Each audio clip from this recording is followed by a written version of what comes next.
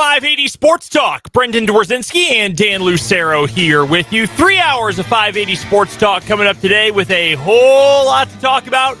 From a Royals on the field win, a KU roster win. We got K-State chatter with Tim Fitzgerald coming up, all that and so much more between now and 6 o'clock right here on 580 Sports Talk. Thank you so much for stopping by and hanging out with us on this Wednesday afternoon. We'll talk a little Royals baseball here in a moment. I said it yesterday right before we went off the air. All of the signs pointed to Tigers should win that game. Royals were in the midst of a 4-game losing streak. Tigers had their best pitcher on the mound, and sometimes baseball just happens, and the Royals come away. They beat Eduardo Rodriguez. They beat the Tigers on a bullpen day, and they're now officially a 300 team. The Royals have finally gotten their winning percentage back to 300 for the year. Is that good? Better than 286 where they were yesterday. That's about all I can give you. But only one way to go, right? Only one direction from here is up. Unless you're the A's, in which case they can definitely get up a little bit worse. We'll talk about that Royals win, though, coming up here in just a moment. Feels good to snap that 4-game losing skid. Also this hour, we've got our weekly round of One Gotta Go. That's coming up in about 20 minutes. And what is the threshold for Royals trade pieces this year? And by that, I mean, we know one or two of the guys who are almost certainly going to be on the move. Looking at you, Aroldis Chapman. But what players on this roster are trade bait? What guys are, man, they look like they might be tradable, but actually it might make more sense to keep those guys around? Are some of the veteran filler players, that's essentially what I call the Jackie Bradley Jr.'s and the Matt Duffys of the world, are they going to make it a full 162 games with the big club this year? We'll talk about that a little bit later on this hour. By the by, speaking of Matt Duffy, did you see his role tonight? I did not know. Matt Duffy, Royals fans, is your leadoff hitter tonight. That's right. Matt Duffy going to be leading off for the boys in blue today, ahead of Vinny and then Witt. That's your top three. Prado, Olivares, Melendez, the middle third. Fermin, JBJ, Michael Garcia, your bottom third, supporting Zach Greinke tonight. We'll preview the third game of the series, by the way, later on this afternoon between the Royals and the Tigers. Also, big news today from the college basketball world. Kevin McCullar is back. The third team all Big 12 pick, first team all defense in the Big 12 last year. One of the best individual defenders in the country, coming back for his 6th year of college basketball. It sounded as recently as, like 4:55 yesterday. Like it was a done deal. Kevin McCullar was not coming back. Bill Self puts on the full court press, gets one of his favorite players to come back. Now KU even better than they looked roster-wise yesterday, and they are old. Remember all that time we spent talking about how old all the Sweet 16 and Elite 8 teams were last year? San Diego State had a combined age of like 23 and a half. Florida Atlantic was fairly old. UConn was fairly old. Miami was really old. K-State was pretty old, too. K-State was very old. KU going into next year is going to have 4 super seniors, 2 of whom are going into their 6th year of college basketball. And one of those players is really freaking good, and it's Kevin McCullar. I am fired up about this. We're going to talk about that 4 o'clock today, so get your KU thoughts in then. We'll talk all things K-State with Tim Fitzgerald from GoPowerCat.com. It's the Azure Credit Union Wildcat wrap-up on the Fleming Place Wine and Spirits Hotline. That is coming up at the bottom of the 4 o'clock hour. If you follow Fitz on Twitter, it's @LifeOfFitz, and we'll talk about this with him. He's made some friends the last couple of days. Yeah. And by made some friends, I mean, I think he has fought every single Utah Utes fan in the last 48 hours. Every single one who has a Twitter account, I think, has had a fight with Fitz. Feuding Fitz. I'm not joining that group. I think Fitz is in the right here. I'm just saying that I've seen more new accounts with Ute fan in the Twitter bio than I've ever seen in my life reading through Fitz's timeline the last couple of days. So we'll talk a little bit about that. And of course, all things K-State coming up with Tim Fitzgerald in just a little bit later this afternoon. We've got our 580 Sports Talk headlines today. As I mentioned, we'll preview Tigers Royals. Oh, and by the way, in our 580 Sports Talk headlines, we're introducing a new sub segment today. We do the playoff roundup, NBA and NHL this time of year. Mm-hmm. We're running out of games there, though. We're down to just a few games left in both of those. Yeah, the hockey conference final is about to be done. Mm-hmm. Like they look like sweeps waiting to happen. We're already done with one conference final in the NBA. So yeah, we needed another segment within a segment, and we are delighted to debut it today. And I think it is going to make you, Royals fans, feel a little bit better. That's right. There is worse that you could do this year than what the Royals have already. And it's called being the Oakland A's. We'll get to A-Watch coming up later on in the show. And as always, we would love for you to share your opinions, your thoughts, your takes on everything we are talking about on today's show. On the text line, 785-272-9429 is the text line number. And of course, check us out on YouTube as well. The name of our channel, Sports on 580 WIBW. Keep telling you about it. We would love for you to go subscribe. Those subscriber numbers going up. We've got new content every single day. Every single one of our shows, both 580 Sports Talk and Mic'd Up, live streamed on YouTube. If you don't want to go search for us, type in the whole URL. It's simple enough. Just go to youtube.com, search on YouTube for Sports on 580. We're the top result. Hit subscribe. That's the best way to find all of our video content. We've got a limerick in from our pal Christopher the Bard in the YouTube comments to lead us into that Royals win from last night.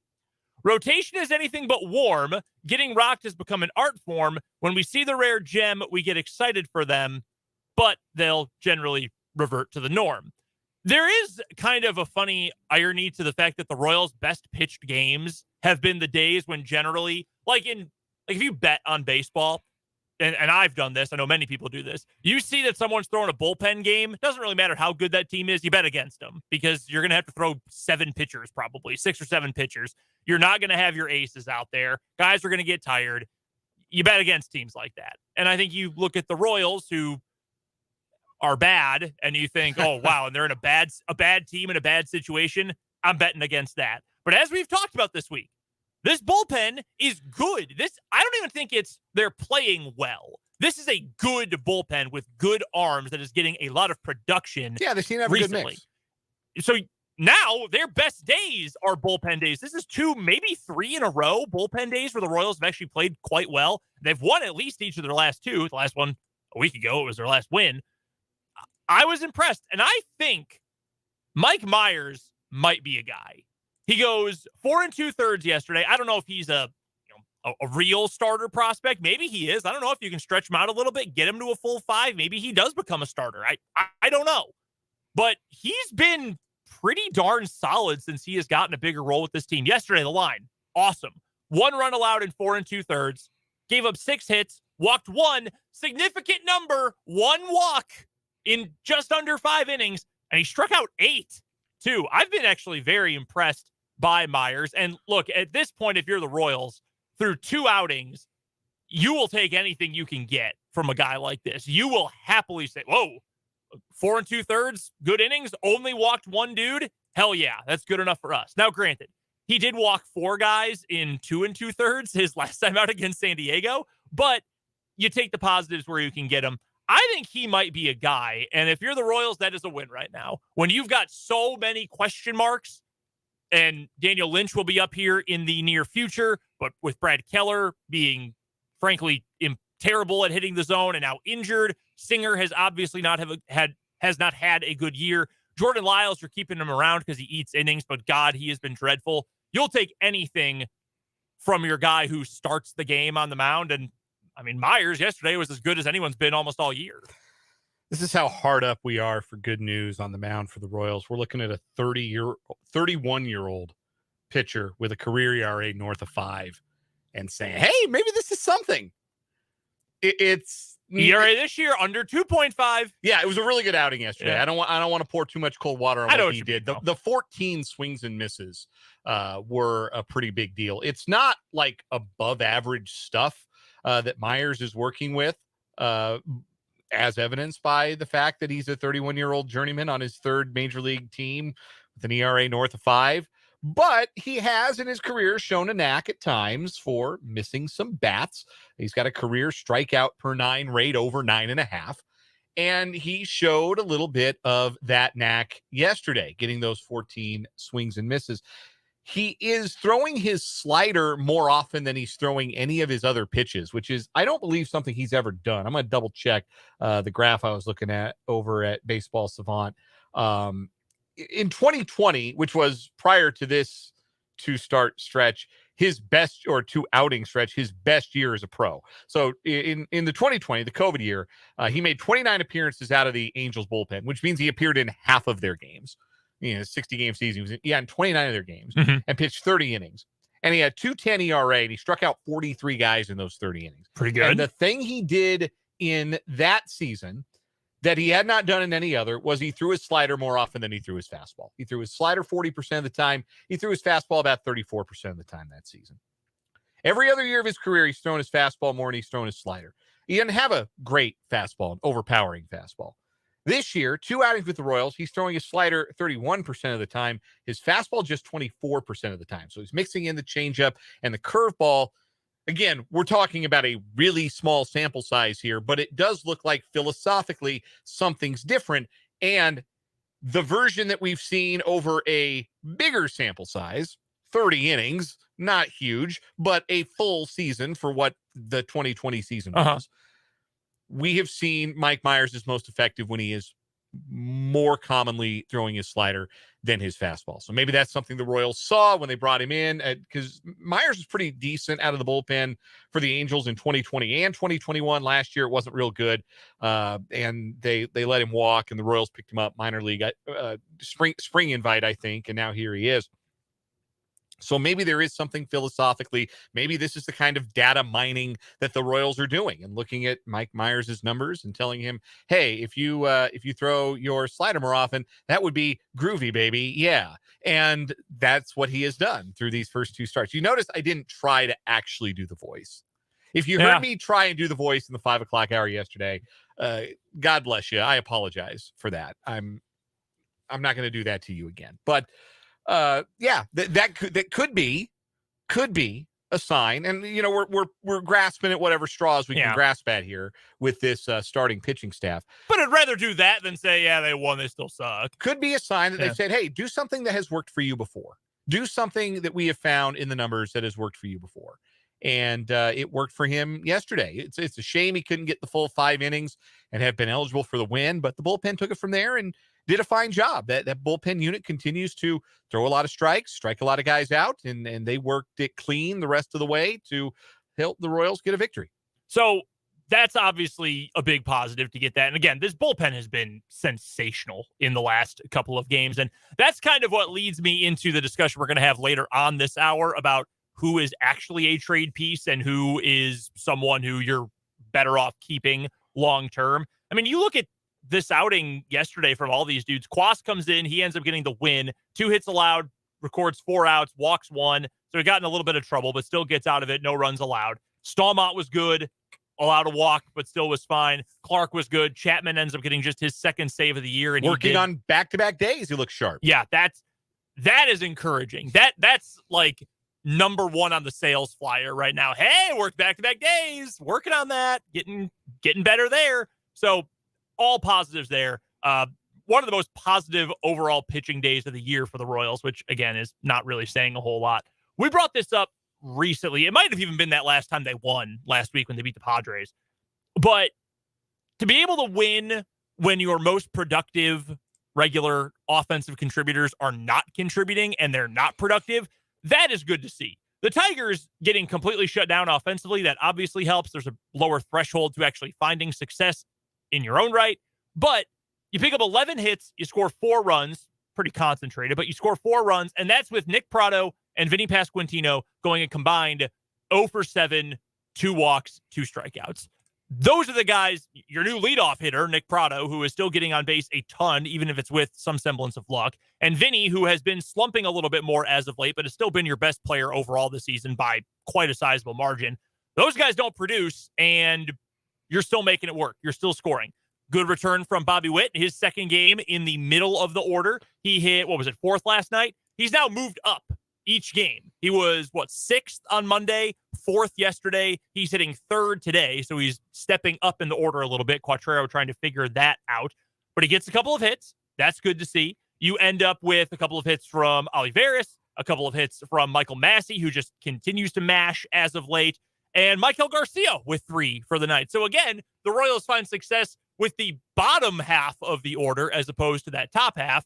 And look, you'll take them any way you can get them, but I do like seeing that. I like seeing that it's not just the young guys we talk about the most. It's all of these guys are finding ways to contribute and finding ways to make the win, to make these wins happen. Yeah, Michael Massey has improved at the plate by leaps and bounds here over this stretch. Still a few too many strikeouts for me, but getting on base, obviously more, and starting to flash a little bit of pop. And that's been really encouraging because, I mean, he had just such a miserable start. And that's the kind of thing that can tank a whole season. Like, you get in that big of a funk, and you got to look up. Those scoreboards are so big, man, in Major League Baseball stadiums. Yeah.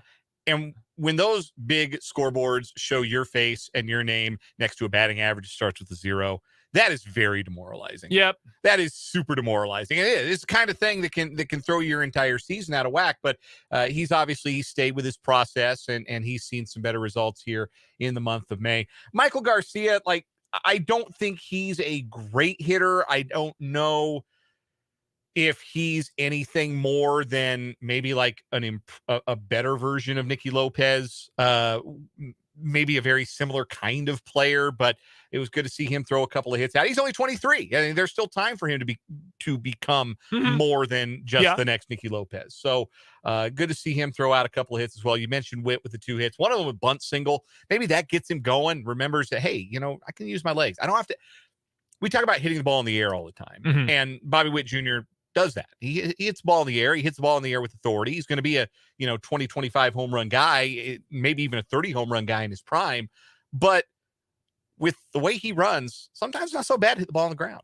And both of his hits were on the ground yesterday. He had a base hit through the left side, and he had the bunt single as well. So yeah, it was a routine win. And I say that not in the sense that, oh, the Royals should have expected to win that game, or, the odds were in their favor, whatever it was. It was, they got a good starting pitching outing. They backed it with good work out of the bullpen. And offensively, they got contributions from all over the order and put together a nice routine 9-inning victory. You wish they could all be that easy. And when you watch one like that, it feels like they can be. Yeah. And then you look at the standings. It felt like a normal, like, regular baseball game, as opposed to when they won a game the other day because of a walk-off suicide squeeze. Like, that doesn't feel normal. It was cool, but that doesn't feel like, oh yeah, this is normal baseball. This just felt like a normal, typical game. Good start, good bullpen outing, got a traditional save. You had a few guys pick up big hits. Situational hitting wasn't great. They ended up just 2 of 11 or 2 for 11 with runners in scoring position, but you got guys moving on the base paths well. Witt with a steal, Garcia with a steal. It just felt like a normal win, like you would expect from a normal team that wasn't, bordering on historically bad. By the way, Michael Massey. So I went back and looked through his game logs. Going back to April 23rd. So the Royals were off on the 22nd. And entering the 23rd, Michael Massey's batting average was 115. That's where it really has bottomed. I mean, at the beginning of the year, he was pretty bad too. But that's kind of where it bottomed out this year. The guy was hitting 115 almost a month into the season. Since that point, 26 games played, and started 24 of those. He's got a 281 average, 355 on base, slugging 427, so nothing great, but decent enough. That's a 782 OPS. That'll work. That's everyday starter stuff, and he's been that caliber of player as of late. 3 home runs in that stretch, 10 RBIs. He's walked a handful of times. You'll live with that. That is certainly a starting caliber player in Major League Baseball. And I don't know what it took at that point to get that turned around. That's, again, back on April 23rd, kind of the start of a hot streak. He went 3 games in a row where he went 2 for 4 at the plate. Right. I don't know what turned around. I don't know what clicked on. But if you can get, right now he's sitting at 216 with a 265 on base as the batting average and on base percentage. Slugging, we'll just get on base at this point. I don't really care about the slug. If that's what you're getting for a full 162, you think, okay, we got to have some discussions about Michael Massey. If you're getting 281, 355, 427, I know that's a lot of numbers, I apologize, but if you're getting that slash line over the course of the next 115 games or whatever it is, 120 games, you're thrilled. Then that's your starting second baseman. That's one of your best players. Yeah. So again, there's a lot to be encouraged by. The big picture is still, the April stats count too. But if you're going to arrive at a line like this, you'd rather it be a slow start and improvements as you go along, rather than, vice versa. And we're sitting here talking about, Massey came out of the gate hot, but they figured him out. No, it looked like Massey struggled and started to put some things together, got back to a better approach, changed his stance, started wearing different socks. Who knows? Maybe only he knows what got him more comfortable to play, but he's visibly more comfortable to play. He's helping the club. Yeah, that's awesome to see. So now the Royals have a chance to pick up another series win. They will be in action tonight. Again, 6:40 first pitch, 6 o'clock pregame on the Royals radio network right here on 580 WIBW. By the way, this is kind of wild. If the Royals win tonight, then they will have won 3 of their last 5 series. That's crazy. Now, granted, they got swept a couple times in there, but to win 3 series in 5 chances is pretty good. With less context, you would happily take that most of the time. Yeah. With the context we have, still not great, but silver line. You can't have the series losses be sweeps. That's the problem. Like, it's great to take 2 out of 3, but you got to take 1 out of 3 in those, or 1 out of 4 in those series where you're not taking the advantage. We'll talk a little more Royals baseball later on this hour. When it comes to pieces who are going to get traded, the Royals will be selling at the deadline this year. I think it is very obvious that is the case. And we know 1 or 2 of the guys who are for sure going to be on the market. But who else? Who deserves to stick around? Who would it be smart for the Royals to move on from? And some of the older fill-in, 25th, 26th guy on the roster veterans on this team, are they going to make it all the way through the end of September this year? We'll talk about that later this hour. First, though, we've got to get to a commercial break. We'll come back, play One Gotta Go here on 580 Sports Talk. You hear the tremendous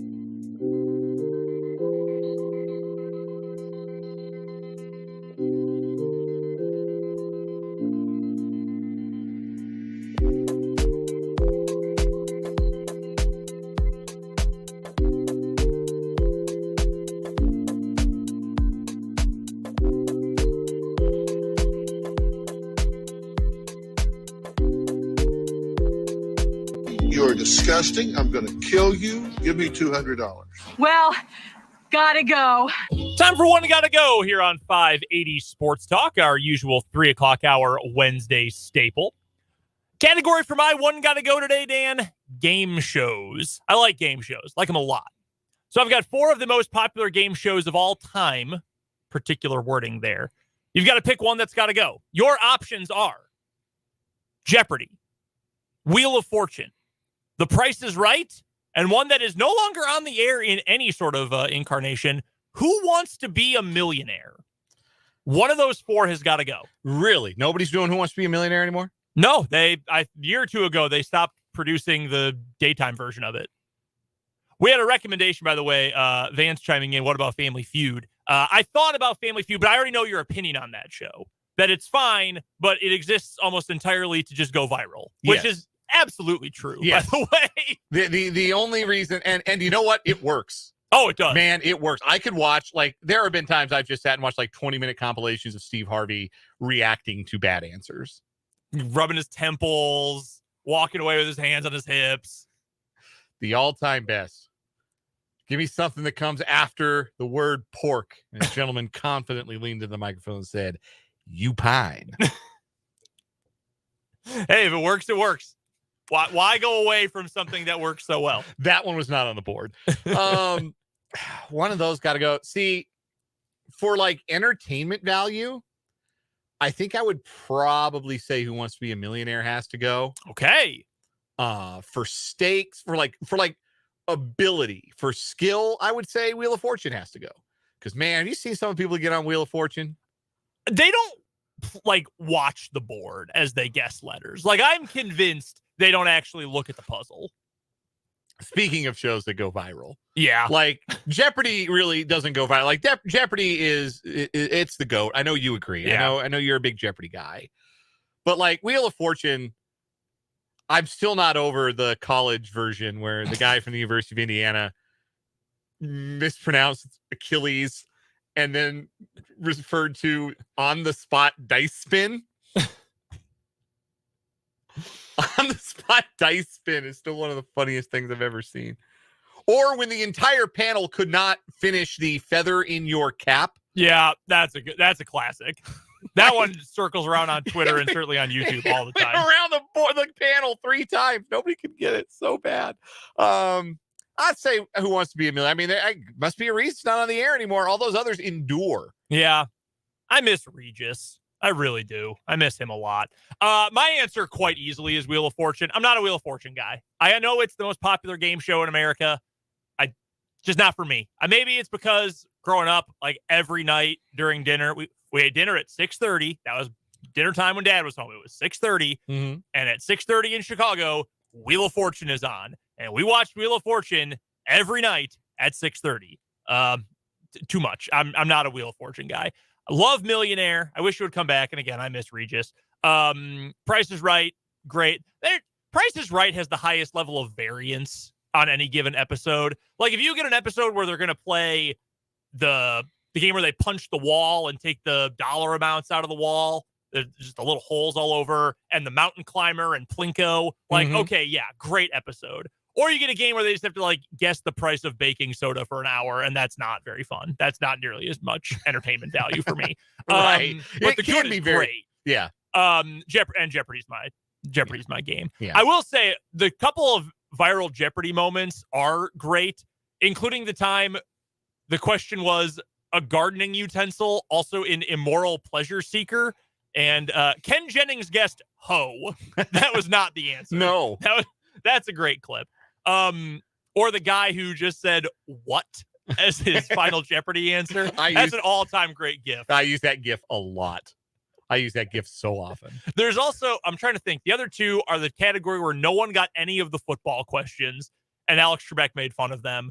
And then the woman who said she was into nerd rap as her favorite genre of music. Not like nerds rapping, but like nerds rapping about nerd stuff. About math and Lord of the Rings and whatnot. And Alex Trebek said, losers, in other words. Just unbelievably mean. And it's so funny. Man, one time for Alex Trebek, true legend. The GOAT. Speaking of legends, the music world lost one today. You've heard, of course, at the top of the hour to CBS News, Tina Turner has passed away at the age of 83. So we're doing a one gotta go in reverse. You got to pick one of these. Only one of these can stay. What I consider the Mount Rushmore of Tina Turner songs. You've got Proud Mary. You've got What's Love Got to Do with It. You've got The Best. And you've got We Don't Need Another Hero. You got to pick one. I know it's the normie answer, but I think I have to go with What's Love Got to Do with It. That song is so versatile. Like, you can play it in sad moments. I think you can play it in happy moments, whatever kind of mood you're in. Great movie soundtrack song. I think I would go with that one. I know that's the very basic knowledge of Tina Turner answer, but that'd be my number one. I think that's one of the greatest songs of all time. Yeah. It is absolutely Hall of Fame caliber. It's incredible. It's Zach Greinke's 2009 season. It's the peak of the peak for Tina Turner's discography and musicography. Also, fun fact, if you look for the song on Wikipedia, it has a note up top that says not to be confused with What's Love, as in the Fat Joe song. Yes. As though anybody could confuse the two. Very similar songs. When someone famous passes away in the age of social media and just the internet in general, you get sports teams or corporations or whatever sharing pictures that maybe you've never seen before, or famous ones, but oh, rest in peace to this person. For example, I'm looking right now at a picture of Tina Turner with Steve McNair at Super Bowl 34. Huh. I've never seen this picture. It's awesome, though. What is not to like about Tina Turner and Steve McNair? There's so much greatness in that one picture. I've never seen stuff like that before. I don't think I've ever listened to a ton of Tina Turner. I know a lot of her music. I know who Tina Turner is and her story, but I was never listening to her actively. Let me throw some Tina Turner radio on Pandora or Spotify. I get that, but this is an artist whose discography and whose impact kind of transcend just music. This is a true icon of pop culture, icon of music, icon of feminism, I guess, if you want to say that. Female empowerment, yeah, that might be a better way to say it. Christopher, by the way, wants to enter Private Dancer as one of the Mount Rushmore candidates. Private Dancer, also a great song, but she got hits? Yeah, I can only do 4. Mount Rushmore's only got 4 faces on it, so I can only give 4, and I We Don't Need Another Hero. What's Love Got to Do with It was her only solo number 1 on the Billboard Hot 100. It was the only number 1 of her career. We Don't Need Another Hero went to number 2. So close. Typical Male also went to number 2. Private Dancer only got to 7. How about that?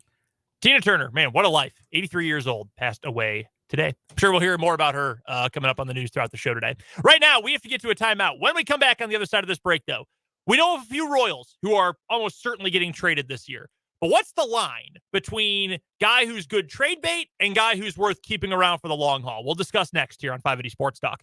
I'm Jim Chesko with you.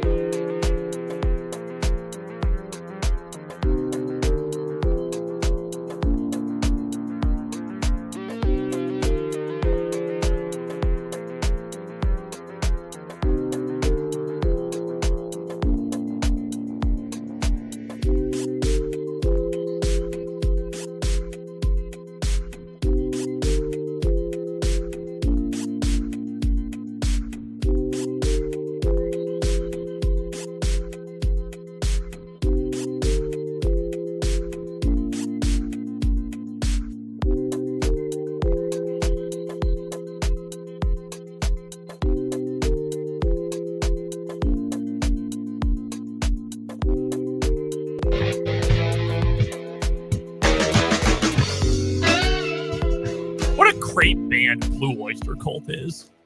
This is one of my favorite songs. That's a great song. No joke. What an intro. What a riff. Just a monster. They have a bunch of bangers. I mean, everybody knows Don't Fear the Reaper. Mm-hmm. Cities on Flame with Rock and Roll. Burning for You. Burning for You is incredible. Yeah, I think that's their best song, personally. How many rock bands have a better, like, top 3 in their lineup than Godzilla, Burning for You, and Don't Fear the Reaper? Not many. Like, not many. Maybe don't have the depth of the catalog of a Rush or an AC/DC, but like top 3 in your lineup, yeah, that's like that's 3 guys giving you like 7 war seasons. I think my dad owns multiple Blue Oyster Cult LPs, if I'm not mistaken. Agents of Fortune is definitely on there, the one with Don't Fear the Reaper on it. I know I've seen that in their album collection. Brendan and Dan here with you. It's 580 Sports Talk. A lot of college basketball to get to next hour. Kevin McCullar is coming back to KU. We'll get to that. Plus, we'll talk all things K-State, football, basketball, recruiting, some baseball as well with Tim Fitzgerald from GoPowerCat.com and the Azure Credit Union Wildcat wrap-up. That is coming up all next hour here on the show. I had this thought last night, though, about the Royals. And when we get to the trade deadline eventually, Aroldis Chapman is gone. Aroldis Chapman is not going to make it to August with this Royals team. Yeah, I feel like he signed a short-term lease. And I think he knows. I think the Royals know. And I think that's a good partnership. And honestly, when Aroldis Chapman retires in the next couple of years, I hope he looks back fondly on his time in Kansas City where he rebuilt his stock and got to go to a better team. Yeah, I hope he gets to think about, like, hey, I had a really good meal at Q39 one night and got myself traded to a contender. Yeah. Pitch some meaningful innings in August, September. We'll view that positively. What is the line, though, for a guy who is worth keeping around? That's based on cost, that's based on production, et cetera, versus a guy who you want to move on from now because he's going to bring you a return in the form of prospect, or, as has been talked about for many Royal seasons, including this one by J.J. Piccolo, MLB-ready talent. Where is that line? So, like, I think of Scott Barlow, for example, who is under team control this year. It's an arbitration year. Next year is RB year 3. He will be a free agent going into 2025. Is that a piece that right now is worth moving for a maximum return, assuming he is able to stay, fairly productive for the rest of the, pre-trade deadline part of the season?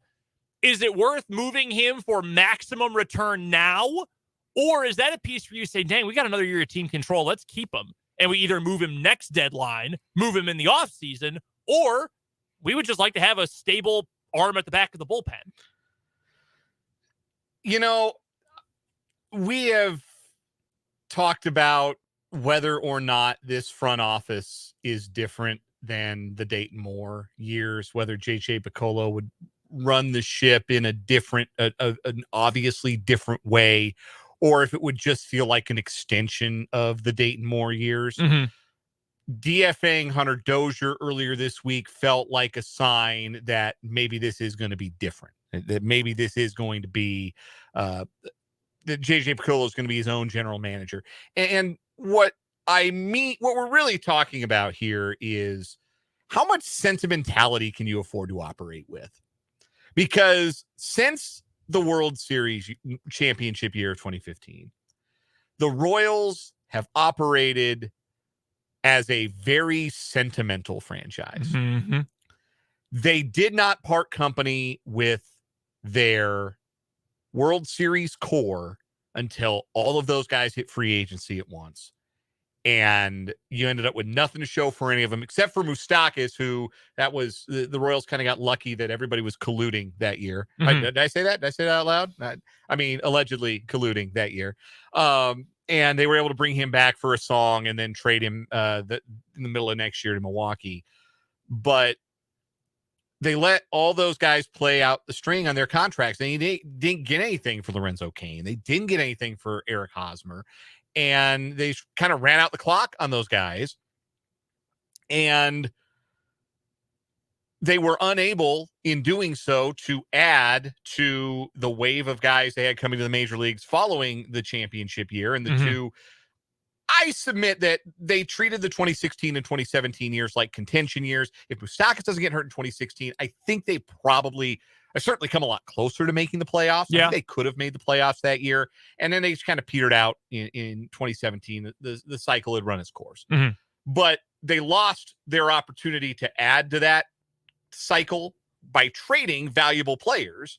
And on the one hand, it's defensible in the sense that, well, let's try and win as long as these guys are with us. Let's try and win with them. They're good players. They're popular players. Our fans like them. Mm-hmm. Our fans will pay money to watch them play. And we can give our fans some competitive baseball. There would have been riots if Lorenzo Cain had been traded after 2016. There were people mad enough when they traded Wade Davis before the 2017 season. And he was just a relief pitcher.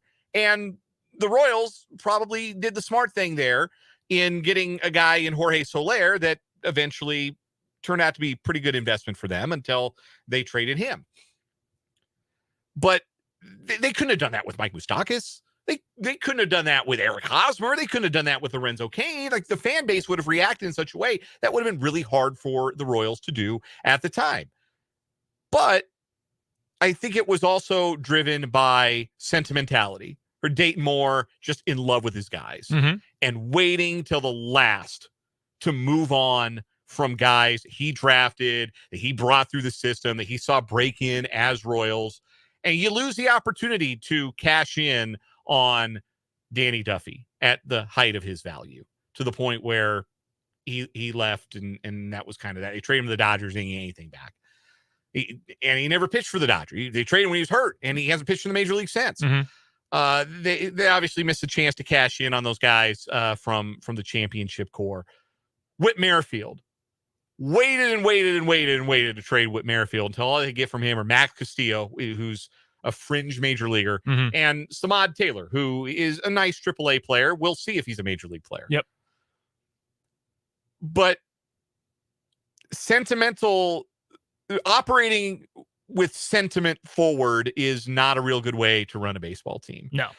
So I think if you're JJ Piccolo, you have to look at this roster and say, anybody under the age of 26, I don't want to trade, but I'll take a call on anyone else. I'll take a call on anyone else. I'll take a call on Scott Barlow. I'll take a call on anybody who's pitched relief innings for us. I'll take a call on Eddie Olivares. Okay. If somebody wants to add that bat, I'll take a call on Nicky Lopez. If somebody needs a glove first defensive replacement, a fifth infielder, I'll take a call on him. I'll take a call on Matt Duffy, who's been a nifty rental for us. Won't take a call on Salvi Perez. I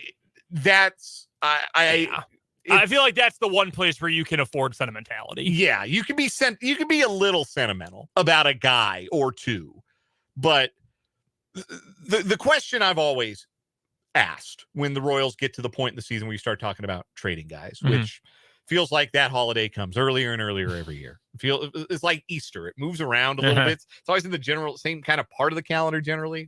But sometimes it's later, sometimes it's earlier. This is very early for us to have this conversation about the Royals, relatively speaking. But the question I've always asked is, okay, which of these guys do you think is going to play a playoff game for you? Which of these guys do you think is going to be a big part of the next time you make a run at the postseason? And you have to ask yourself that question honestly, because I don't think the Royals were honest about that question when it came to Whit Merrifield. Yeah, they weren't. And I don't think they were honest about the answer to that question when it came to Danny Duffy. So they need to be honest about themselves with that question about Scott Barlow and Eddie Olivares. And I think those are probably the only guys. Because, like, you're not trading Vinny, you're not trading Bobby Witt, you're not trading Melendez. Because those are the guys you would say, when we are good, those guys are going to be a key part of those teams. Exactly. So I do think there are signs, and the Dozier DFA is the most encouraging sign yet, that this is going to be a less sentimental Kansas City Royals franchise. Hopefully. And if that is the case, then they should start thinking about trading everybody who's not nailed down, who's not 5 years away from the end of their arbitration years. Which is pretty much the entire pitching staff. It's about everybody, yeah. I mean, you look at this pitching roster in particular. Starters, reliever, I mean, the starters are, I hate to use this phrase, but to a degree, I mean, it's damaged goods at this point. Like, you're not going to trade Brady Singer anyway, but also, like, what are you getting for a guy who is struggling that much? You're not trading. Yeah, there's no point in selling low. Yeah, it just doesn't make any business sense. And you're not going to trade Greinke because, I mean, it's the end of line for Greinke. Like, he's probably retiring after this year. 5 years from now, he'll be in the Hall of Fame. Like, there's nothing there. But, like, Amir Garrett, last year was contract. What is the point of keeping Amir Garrett? You're not bringing him back next year in all likelihood. But he's been good this year. He's been a very solid player during his Major League Baseball career. He's an ideal rental lefty. Yeah, that's worth something. You look at Chapman, that's an obvious one. I think you move Barlow here. Every team needs relief pitching help. We said this last year at the deadline. Every single team at the trade deadline says, we could use another reliever, especially now that playoff baseball is so predicated on, if we get 5 out of our starter, that's fine. Then it's bullpen. Right. And Barlow having the 9th inning experience that he has is valuable in that way. Here's an interesting one for you. Carlos Hernandez. Take a call? Sure. I mean, like you said, take a call on anyone. I agree with you there. Hernandez has had a little bit of a bounce back year. He was not good last year. 2 years ago, he was phenomenal in the second half. He was the Royals' best player in the second half of the 21 season. Is that someone who you would seriously consider moving if you got the right return? Yes. I say that with no hesitation. You're a Cubs fan. You remember Scott Effross? Oh, I do. He kind of came out of nowhere last year. Am I pronouncing it right? Effross? Effross, yeah. Yeah. Scott Effross came out of nowhere last year. He was the Cubs' best reliever. Like, easily. Yeah. Best guy. Pitched 7th inning, 8th inning. You could spot him in the 9th inning. Had a lot of years of team control left. When the Yankees came calling on Scott Effross, the Cubs eagerly traded him. Mm-hmm. They're not worried about ARB years with a relief pitcher, especially not like an overly dominant relief pitcher. It's just, this is our best relief pitcher right now. But somebody's going to give us something for him. If somebody's going to give us something potentially more valuable than this relief pitcher, yes, let's take him. The guy the Yankees gave up for Effross, Hayden Wisniewski, pitching pretty well for the Cubs, is my understanding. Yeah. Ups and downs, but there's a lot of good there. A young starting pitcher, much more valuable than a relief pitcher. Effross's elbow blew out. He's not pitching at all this year. No. So, yes, you trade relief pitchers. Unless you've got a guy who's putting up like prime Eric Gagne numbers in your bullpen, you trade relievers. No, always. I'm with you. Always, no exceptions. You trade relievers. Hernandez this year, like, unless you think he's still a starter, but I kind of don't think the Royals believe that. He's got a lot of team control left. He's got a Super 2 year next, and he's got 3 RB years after that. He's not a free agent until 28. Like, move that guy. If there's some team out there that says, no, there's something here, we think we're going to get a really good pitcher out of this, I would move that player for sure. Get something that can potentially be more valuable. Let's take a break here at the top of the hour for our national and local news from CBS. But when we come back, Kevin McCullar is coming back to the Jayhawks. We'll talk about that. We'll talk to Tim Fitzgerald from GoPowerCat.com. And we've got today's What Is Wrong With You? Busy 4 o'clock hour coming your way on 580 Sports Talk.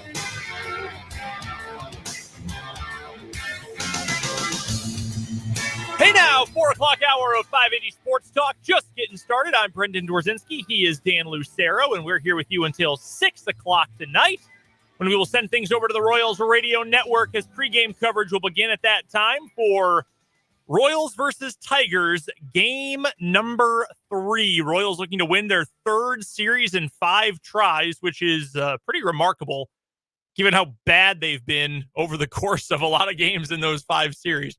But we will preview that game coming up next hour. Hopefully the Royals do get that win and take another series from an AL Central opponent. That's coming up a little bit later on. This hour on the program, we'll talk KU hoops in just a minute. Kevin McCullar is coming back, and all the reasons why that is a great thing for KU. Our What Is Wrong With You, brought to you by Top City Metal Supply, is coming up in just about 20 minutes. And we will talk this hour to Tim Fitzgerald from GoPowerCat.com on the Fleming Place Wine and Spirits Hotline for this week's edition of the Azura Credit Union Wildcat Wrap-Up. Don't forget, we would love to hear your thoughts on anything we're talking about today. You can send those in on the text line. That number is 785-272-9429. And you can jump into the comment section on YouTube as well. Comment section's been popping off today. The name of our channel on YouTube is Sports on 580 WIBW. Video live stream of every single show we do, mic'd up and 580 Sports Talk, noon to 3, 3 to 6. They can all be found on our YouTube channel, along with all of our other video content. So we would love it if you would stop by, subscribe on our channel, and then jump into the comment section as well during the live stream. Kevin McCullar, I said yesterday to Michael Swain during Jayhawk Weekly, I said, I'm 99% sure he's out. That's probably not happening. What does the rest of this roster look like? What's KU going to do? What are they going to do with the scholarship reductions that they self-imposed? Do you do 1 each for 3 years, 2 this? What are you going to do with that? Then last night, rumors started to pop up, and our guy Michael, for the subscribers over at 24/7, said, hey, there's some stuff moving here. And Bill Self has put on the full court press. And that was known, that McCullar was going to go to the draft, expecting to leave for good. He was going to get his feedback, go through some workouts. He had a workout, in fact, just yesterday with the Boston Celtics. Or it was one of the last 2 days. Get the feedback from the NBA, and then Bill Self is going to make one last push. This is why I want you to come back to Lawrence. And if you remember going back to Big 12 Media Day last year, I don't know if I've ever heard Bill Self talk about a player as regularly as being just the perfect fit for a team and a program like Bill Self has talked about Kevin McCullar. From day one of preseason talk about the team, he is a perfect fit. He's the exact thing we were missing. He's the exact piece we needed. Love his defense, his leadership, his facilitating. Talked about his rebounding. Bill Self loves Kevin McCullar. And that hard work and that effort paid off, because Kevin McCullar is coming back to KU. It will be his 6th year in college basketball, and he's going to use that final year of eligibility to come back to Lawrence and play one final season for the Jayhawks. If you're wondering why he got 6, he redshirted his first year at Texas Tech, played 3 years, transferred to KU, and now still has a COVID year that he gets to use. That's crazy. We still have a couple more years of that, too, of guys getting 5th and 6th and in some cases 7 years. But that's beside the point. He's coming back, and there's been a lot of talk among KU fans this offseason. It's been a great offseason, even before the McCullar edition, even with 8 guys leaving the program, and Uday is still out there looking for a spot. The other 7 have found new homes. It's been a great offseason for KU. You knew you were losing Grady Dick. You knew for a fact you were losing Jalen Wilson, and you assumed you were losing Kevin McCullar. So in my eyes, McCullar is almost a new addition. You know what he is. You know how he fits. You know how he plays with Harris. You know how he plays with Adams. But, I mean, he was as good as gone. And Self said as much during his let me reintroduce myself press conference last month, where he was like, no, I mean, he wants to leave, but we've told him there's a spot for him. He played 4 years of college basketball. He got invited to the NBA draft combine. Like, those players typically don't end up coming back to school unless they hear something in the evaluation process that they don't want to hear. Like Ochai Agbaji is an example of a player who went through that process, and I think a lot of people thought was going to end up not coming back for another season at KU. And they told him, look, you're going to be a 2nd-round pick because you don't do this well enough. You don't do that well enough. You don't right now fit for the next level. And Ochai Agbaji said, bet. and remade his game and was a Big 12 Player of the Year and won a national championship. So this could be a good thing for players. It's unequivocally a good thing for the player, and it's a good thing for college basketball. It's a great thing for college basketball. That guys can go through the process, get honest feedback, and be able to say, okay, well, if I'm not an NBA player, or if I'm not going to get drafted, or if there's no guarantee that I'm going to wind up playing, in the NBA or even the G League, then I'm going to go back to college. I'm going to play one more year. I'm going to try and remake my game in the way that it needs to be remade to give myself the best chance at the next level. And an even more recent example of this is Jalen Wilson. Wilson wanted to leave after the championship. He was fully planning to go. Yeah, he was even more gone than Ochai was. Yeah, he definitely was. But they said, hey, you got to shoot the ball better, and you got to work on these other things. Well, he comes back, unanimous Big 12 Player of the Year, consensus All-American. It works. And at this point, and I've brought this up before, college fans love to overrate the draw of improving in college. Because if you really think about it, you step back from the fandom, yeah, there's development you can get in college, but you know who else is really good at developing players? Literally the best basketball league on earth. Right. They know what they're doing most of the time. But at this point, if you're Kansas and you're Bill Self, and you can say, let me point to a few guys who this has worked out for. Look at Udoka Azubuike. Look at Ochai Agbaji. Look at Jalen Wilson. Look at Devon Dotson, who is now a G League guy. He was not going to get drafted and wasn't even going to be on a two-way contract that he left after his freshman year. He comes back, consensus second-team All-American on the best team in the country. He has at least had an NBA career, or at least a two-way career. There's such a long list of these guys at this point that it's a legit draw. And let's be frank, Kevin McCullar, phenomenal college basketball player. Yes. All defense in the toughest league in America. Third team. Yeah, twice. Third team all-conference this year. He is an NBA defensive player. There is no doubt in my mind right now you could drop him on the Atlanta Hawks, and he is playing NBA-level defense right now. He was also like a 28% three-point shooter, and that is not NBA caliber. Yeah, they call him 3-and-D wings in the league, right? Because that's what they offer. They can hit a spot-up three-point shot, and they can defend another team's best player or defend the same position and keep that player from scoring. 3-and-D wings. If you're going to be that in the NBA, you got to shoot better than 30%. You got to have both of those from three. Yeah. Otherwise, you're just the D. That's the only half of that equation. And while like you can play on this continent, if that's what, like Marcus Garrett, you can play on this continent, you can get a sniff at the NBA, but you're not going to play a whole lot. No. And you might not get drafted. And that's kind of where Kevin McCullar is. He's at a spot where if Kevin McCullar were a 38% three-point shooter, number one, KU wins the national championship last year. Yes, correct. If they had one more guy who could reliably hit a three, they would have won the national championship last year. But number two, he goes to the NBA because he is he's the 24th pick in the draft. Yeah. Because he is that 3-and-D wing. So that is the whole thing. I am positive that the NBA evaluators told him, hey, man, you just got to lock yourself in the gym and shoot 500 threes a day. Just shoot. Shoot until you bleed. Shoot until you got blisters from the laces. Yep. Like, just keep shooting. That is your ticket. And so I would assume that will be something that he works on. If he improves that part of his game, that's a huge bonus for a Kansas team that does need three-point shooting. Because, as you pointed out, he is a terrific college basketball player in the sense that how many times did he pull Kansas's iron from the fire last year with a big defensive play? The TCU game in Fort Worth stands out the most. Or a timely bucket like at Lubbock after he'd had a miserable first 38 minutes of that game. Miserable. And he still knocks down a crucial mid-range jumper to help Kansas survive that road test. He knows where to be, knows how to play within the system, defends his tail off, can rebound, can play the four. This is the biggest thing that McCullar's return allows Kansas to do. Because he's your starting three. He's a starting small forward. But now You take Hunter Dickinson off the floor for whatever stretch of minutes you have to take him off the floor. Mm-hmm. You slide KJ to the 5, and Kevin McCullar plays the 4. And in preparation for those minutes, you stagger minutes with Hunter and KJ Adams. Mm-hmm. Adams goes to the bench. McCullar slides up to the 4.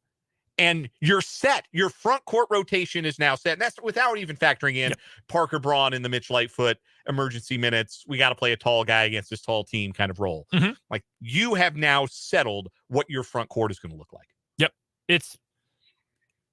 Once again, like last year, I mean, this is the perfect missing piece. Now, KU still needs to figure out the three-point shooting a little bit. They've got scholarship space still. They can add someone. I know Michael has said that I would not be surprised if they were done with one more player, and McCullar is that one more player.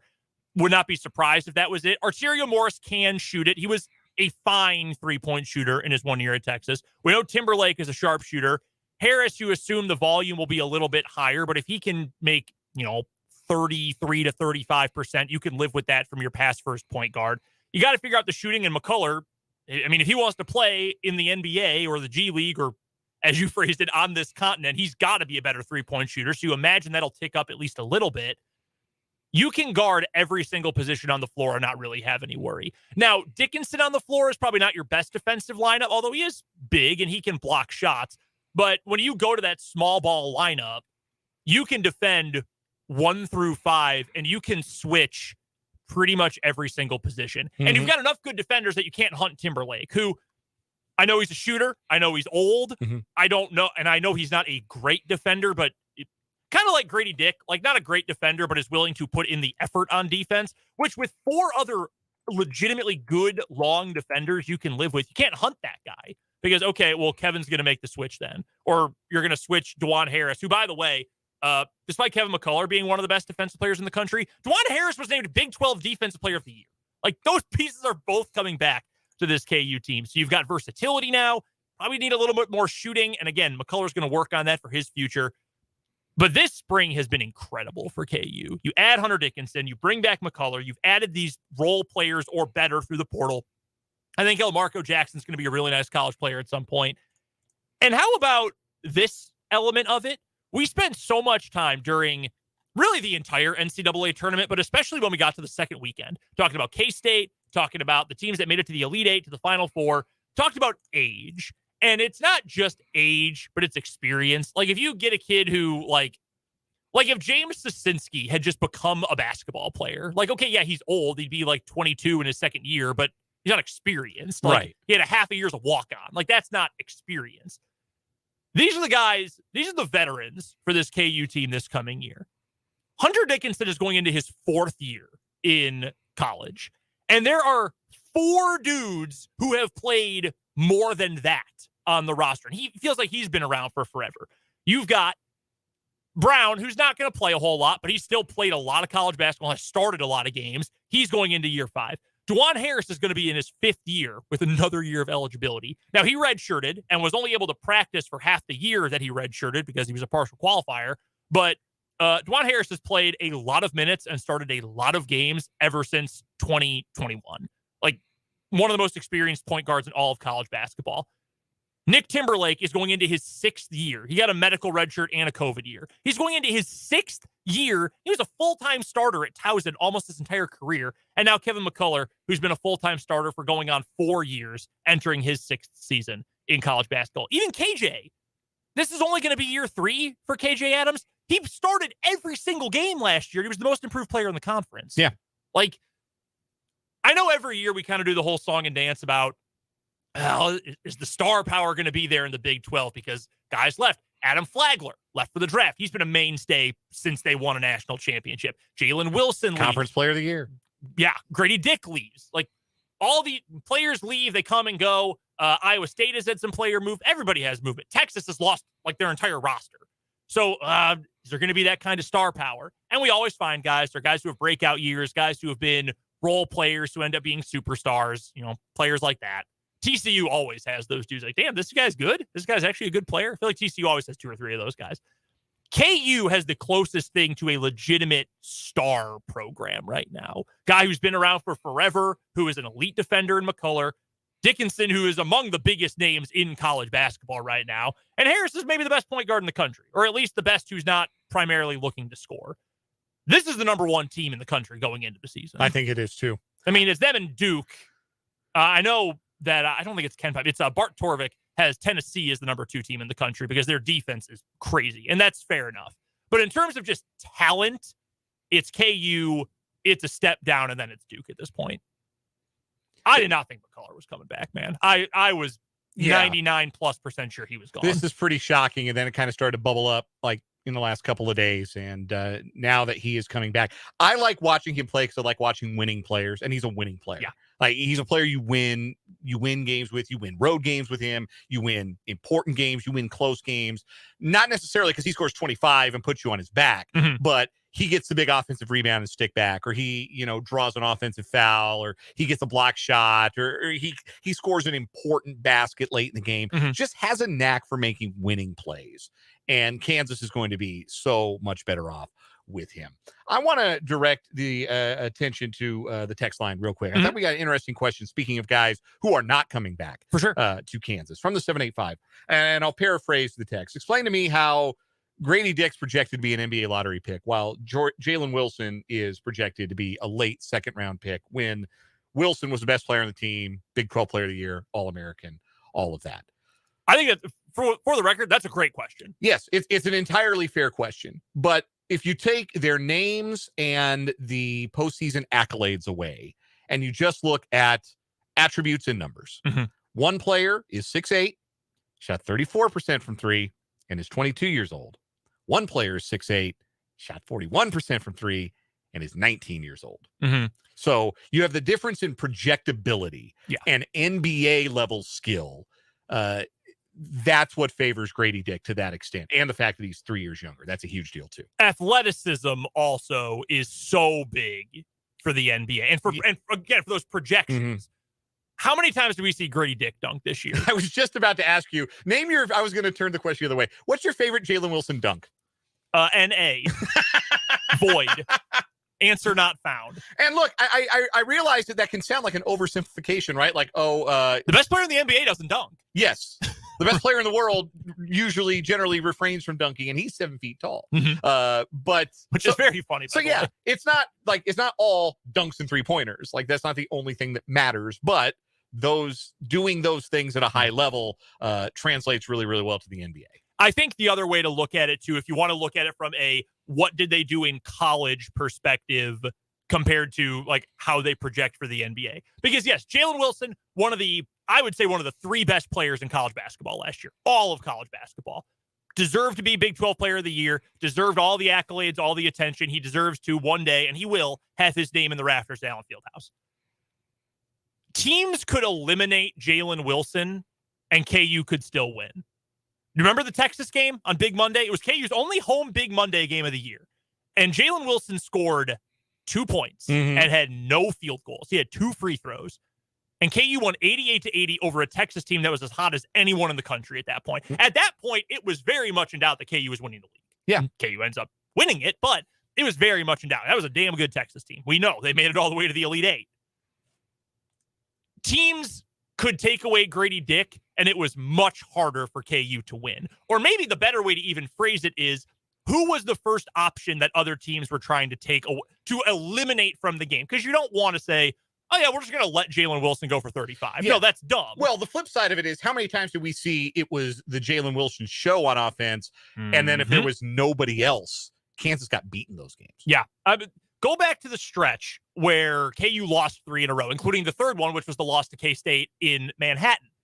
The goal was to face guard and eliminate Grady Dick because he could do things athletically, off the dribble, and with his shot that nobody else could do. He is what opened it up. KU's spacing, not especially good when Grady Dick was taken out of the equation because KJ wasn't stretched into the perimeter from the 5. McCullar did not have a very good year shooting the 3. You know what Harris's limitations are, and even when he was sinking them, it was at a low volume.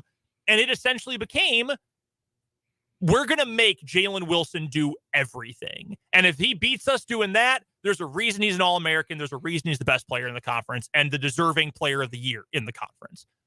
But we cannot let Grady Dick beat us, because if we let them spread the floor, because then you can have Wilson and Dick each shooting from a wing, each getting those driving lanes, that is going to make things much more difficult for us. We have to take away one of these guys. We'd rather live with Wilson getting 35 and taking us to the brink than allowing Grady Dick to knock down 4 threes and put us out by halftime. Yeah.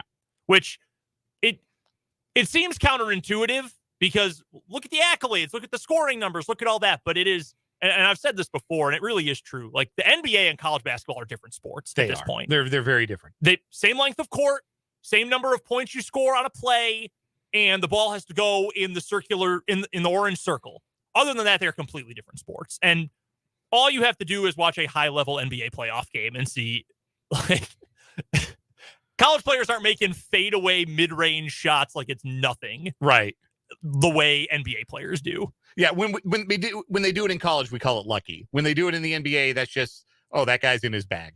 Like, that's what they do. Like, a guy has a game like Jamal Murray once a year, and you think, man, remember that time he looked like that? Jamal Murray does it literally every game. Every single game. Like, that's the difference. So that's a great question, though, because I don't think a lot of people look at that. You look at the stats, you look at, whatever else. Yeah, really good question. Thanks for that for the 785. We're still taking all your texts and all your comments on the YouTube stream. Text line 785-272-9429. The YouTube stream can be found on our channel, Sports on 580 WIBW. Let's get to a break. We'll talk some K-State later in the hour with Tim Fitzgerald, but first, we've got today's What Is Wrong With You up next on 580 Sports Talk. Tickets are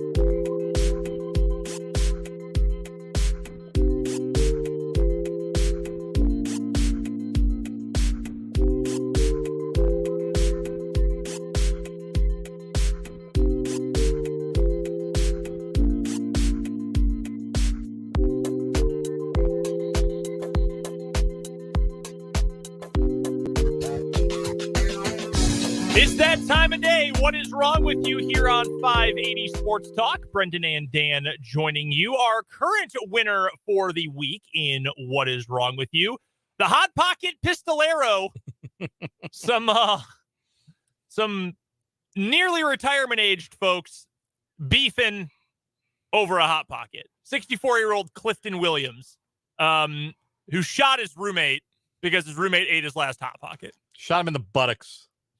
There was a fight. There were some tiles thrown. Roommate tried to run away, and old Cliff shot him in the backside.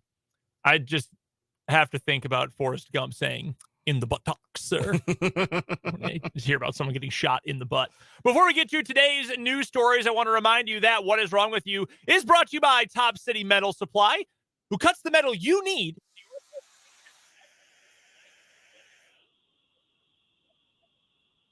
That's Top City Metal Supply on South Topeka Boulevard, and you can find them halfway between Frito-Lay and Forbes Field. My story for today, Dan, is going to take us to Deltona, Florida, in Volusia County, where we meet a guy who got really drunk and made some bad decisions. So a Deltona man was arrested early Sunday morning after crashing into a utility pole, then showing up at someone's home naked. Deputies say they responded to 144 Fort Smith Boulevard at 2:14 a.m. on Sunday after receiving reports of the crash. You know the rules, folks. Nothing good happens after 2 a.m. Upon arrival, deputies found a pickup truck that had crashed into and completely severed a nearby utility pole, according to court records. However, investigators said that the driver wasn't at the scene. He crashed and hightailed it out of there. Less than an hour later, though, deputies responded to a home on Trade Street after getting reports about a burglary, which involved a naked man banging on the door. Responding deputies say they found 39-year-old Kevin Gardner at the home, and he was seen with several injuries on his face and legs. The affidavit shows that Gardner was the owner of the crashed truck, though he told deputies that the truck had been stolen. "No, it wasn't me. Someone stole it and crashed it. That's why I am bruised and naked." Gardner then changed his story several times, claiming that he had seizures and didn't remember anything. According to investigators, a breath test revealed, you'll never believe this, that Gardner's BAC was higher than the legal limit. He was later arrested and faces charges of burglary, indecent exposure, criminal mischief, resisting an officer without violence, and leaving the scene of a crash, DUI, and 3 counts of DUI with property damage, being held on $14,000 bond. Where are your clothes? You know, again, why are you naked? Like that, I'm having trouble getting past that part of the story. Like, where are his clothes? As I have said many times, I don't know what it's like to get really drunk. I'm drunk at all, especially this drunk. But I don't understand why it makes you want to be naked, because we get so many stories of people getting drunk and then taking their clothes off. I can't imagine wanting to do such a thing in any state of mind.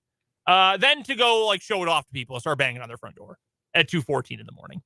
That was Kevin Gardner, who was driving drunk, unsurprisingly, and then took his clothes off. His mugshot also, he looks completely bewildered. Like, oh my God, I can't believe where I am. He also looks vaguely like Neil McDonough. Very vaguely. Vaguely, yeah. I got a Florida story, too. Not much to this one. We're going to McCullar, Florida, where police are trying to figure out why a man broke into a home in Marion County. Daniel Dinkins, according to McCullar police. He's a dink, all right. Says he claimed to be a time traveler and that he threw a brick through the window of an McCullar home earlier this month to save a baby sleeping in the room from some future event. He also admitted to swimming.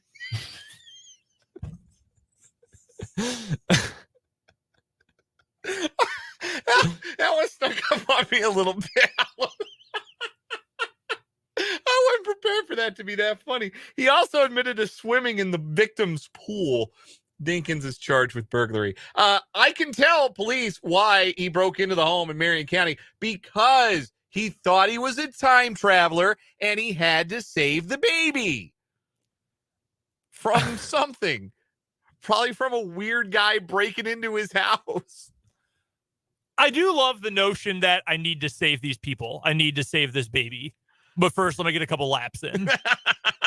While they notice the destruction, I'm going to work on my backstroke. Get some side stroke action in there. That's really funny. Save a baby sleeping in the room from some future event. The vagueness of it. Why that baby? Like, what do we think that baby's going to be? President?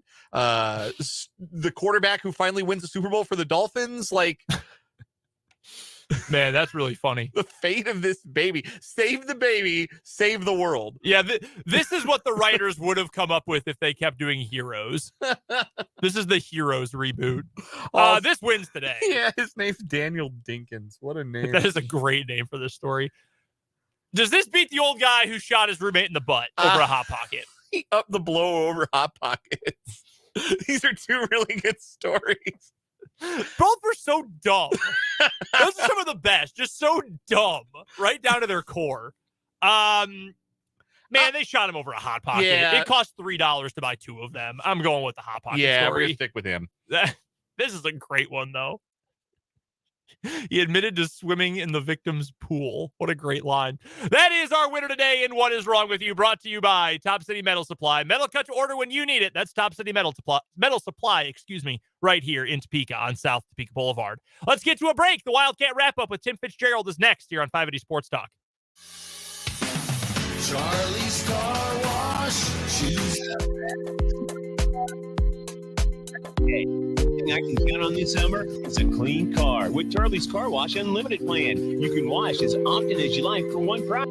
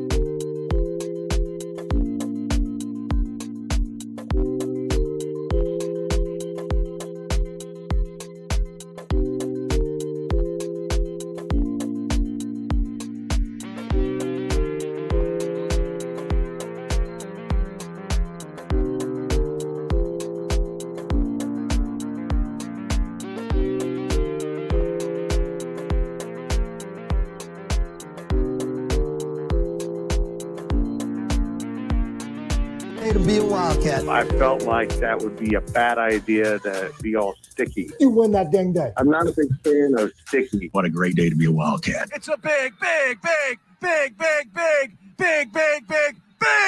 Kansas State victory. Tim Fitzgerald is the publisher of GoPowerCat.com, part of the 24/7 Sports Network. You can find him on Twitter at Life of Fitz. You can find his work at GoPowerCat.com, and he joins us on the Fleming Place Wine and Spirits hotline here on 580 Sports Talk every Wednesday for the Azura Credit Union Wildcat wrap-up. And speaking of Twitter, again, at Life of Fitz is where you can find Tim Fitzgerald. Fitz, do you need any recommendations for things to do in Salt Lake City? Sounds like you're making a lot of friends in the Beehive State. Yeah, you could go out there and get murdered, which is possible right now for me. A lot of places to be buried in the mountains. Look, I'm just astonished that I tweeted that Big 12 fans are really turned off by Utah fans because a number of accounts have just been unbelievably hostile and just ugly. And people are like, that's not true. We're not that way. And 2 tweets later, they're like, well, we're too good for the Big 12 anyhow. We have too good academics. You guys can't read. I mean, literally, like within 10 minutes, they just proved my point over and over and over. I've got some of the most fascinating arguments going on in my mentions left over from something I tweeted a long time ago that have nothing to do with that topic. Right now, there's a great showdown about what TCU needs to do to become a blue blood. And I'm like, in football, nothing. Build a time machine and go back to the 60s and 70s. It'd be awesome. That's what you could do. It's amazing. Twitter's an amazing place. The fervor with which these like randos appear in your mentions, Fitz, because I follow you. I see it on my timeline, all these conversations and your points, and I'm on your side with the whole thing. But like, it's the same person who will send you like 15 messages, and they all end in nastily because that's just the internet and that's social media. But it is kind of amazing how this topic that is about sports, but is also so much not about sports, brings out the most tribalistic part of sports fans, just like general ethos. Yeah, it's absolutely amazing. I mean, it is incredible. I will say this. I want to point out, though, that I had a national media guy slip into my DMs and say, having fun with Utah fans? They're the worst fans I've ever dealt with, and they're not even close to anyone else. And it's absolutely incredible to me, the pretentiousness of some Pac-12 institutions. This is exactly why they can't get a media deal, because they literally think they're on par with the Big Ten. They don't understand how they're getting less money than the lowly Big 12. They literally think they should be getting $50 million a school. And in reality, they would be lucky to get 25.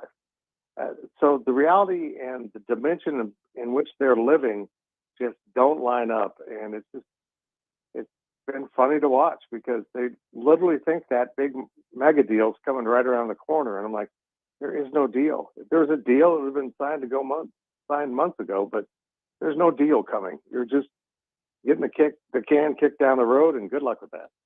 I've asked you, Fitz, a version of this question a handful of times over time, but I think it's pertinent again right now because the ACC seems fragile. The Pac-12 has been in a fragile spot. Do you think by like midsummer, because that's kind of when the big news has broken the last couple of years with OU and Texas, then with USC, UCLA, do you think by sometime midsummer we have a new future member of the Big 12? Yeah, I do. If the Pac-12 wants to expand and add San Diego State, which is, the most desirable school kind of left on the board right now, particularly for the Pac-12, you got Memphis out there too, I guess. But if they want to add San Diego State, they've got a hard deadline at the end of June that they have to offer notice to the Mountain West that they won't be around next year. So we're coming up on a point now where the presidents know that they have to have a media rights contract, or they're going to start fracturing. And my friend Barry Trammell from the Oklahoma City paper reported yesterday that Colorado's ready to jump. And I really believe Colorado and Arizona are prepared. They just want this to run the course. They want to see the deal. They want to know what exactly the Pac-10 has been working on. But there's so much instability right now in conferences. I saw a great quote from Jamie Pollard, the Iowa State AD, that it is strange to be an AD in the Big 12 right now. And because of what's happening with the Big 10 contract and what a mess that is, all of a sudden the Big 12 and the SEC are the only two stable conferences. And it's like, how did we get here? Because he said, I've never seen the Big 12 more unified and looking forward to the future as much as right now. And I think the Big 12 is in a really stable, productive mindset in place right now. Our guest is Tim Fitzgerald, publisher at GoPowerCat.com, joining us on the Fleming Place Wine and Spirits Hotline. This is the Azure Credit Union Wildcat Wrap-Up. We do it every week on Wednesday at this time here on 580 Sports Talk. You can find Fitz and the crew's work at gopowercat.com, part of the 24/7 Sports Network, and you can find Fitz on Twitter at Life of Fitz, and maybe help him out as he faces the slings and arrows of the Utah Ute Nation. Fitz, let's talk a little bit of on-the-field news. K-State got a commitment from a quarterback out of the transfer portal today. I'm going to get the young man's last name wrong, and I apologize for that. Jacob Knuth. I don't know if it's a silent K or a hard K, but he is a redshirt freshman quarterback transferring from Minnesota. K-State recruited him pretty heavily a couple of years ago. He committed instead to the Gold Gophers, but now he is coming to Kansas State, and Kansas State suddenly has a glut of really promising quarterback prospects in addition to a very clear number one in Will Howard. So what does this commitment and the pursuit of this player in the transfer portal reveal about how Chris Kleiman and the staff view that position right now?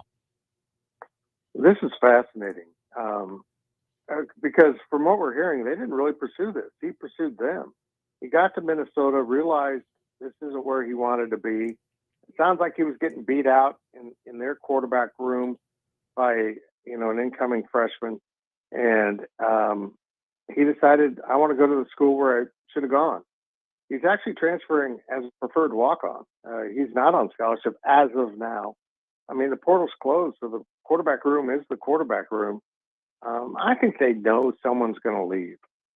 And, they don't know who it is, but you're going to be behind Will Howard. You got Avery Johnson that everyone's raving about, including the coaches. I think there's a real fear that you'll have one or two of your scholarship guys leave, and this really bolsters that room quite a bit. But boy, I don't think K-State's ever had a better, more crowded quarterback room than they do right now. Speaking of Howard, we're starting to already see some national publications releasing their preseason all-conference teams. And I think Brendan and I were both surprised to see that on Athlon's preseason all Big 12 teams, Will Howard was the fourth team all Big 12 quarterback behind Jalen Daniels of Kansas, Dylan Gabriel of Oklahoma, and Quinn Ewers of Texas. I know you're coming at this from the K-State perspective, which is why we're going to ask you. Make the case that Will Howard is the best quarterback in the Big 12 entering the 2023 season. Well, just got to go back and look at what he accomplished last year. I mean, he was good in every game. He overcame, bad situations. He won the Big 12 championship. And I'll just say this. I'll accept Jalen Daniels being ahead of him. I think Jalen's an incredible talent. The other two, I'm sorry, what? I've seen those guys play good games, but I've also seen them play dreadful games. And I never saw that from Will Howard. Maybe playing an entire season in 2023 will show that, but I think it's a joke. I think it's absolutely why the biggest thing in realignment I am looking forward to isn't the departure of Texas and Oklahoma from this conference, but kind of the bent towards them, the bias towards them, and particularly when you get to all conference teams in which the media is voting, and there's so much Oklahoma and Texas media just loading those teams up. I'm looking for really balanced polls, and I think Will Howard's going to be one of the top quarterbacks in the country, not just the Big 12. And I feel like Jalen Daniels will be the same way if he can stay healthy. There's some really good quarterbacks in this conference, but there aren't two quarterbacks better than Will Howard. That's not factual at all. Fitz, I'm right there with you on that. I mean, I'm obviously a big Jalen Daniels guy. Will Howard was the best quarterback in the league last year, all things considered. You put either one of those 1-2, I've got no dispute. I think the two best quarterbacks in the conference both play in the state of Kansas, which is kind of crazy when you consider a whole lot of things. Like, no UCF fan was sad when Dylan Gabriel transferred. Like, not a single one of them.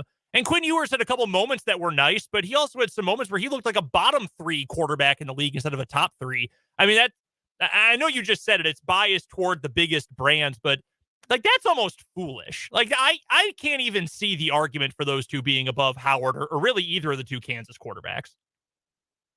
I've always opted out of voting in polls because I'm not just a beat writer. I literally cover Kansas State. And, as the season goes, I know a little bit about all the teams, but I'm preparing just like a coach for the next opponent. Mm-hmm. I'm watching film. I'm doing that kind of thing.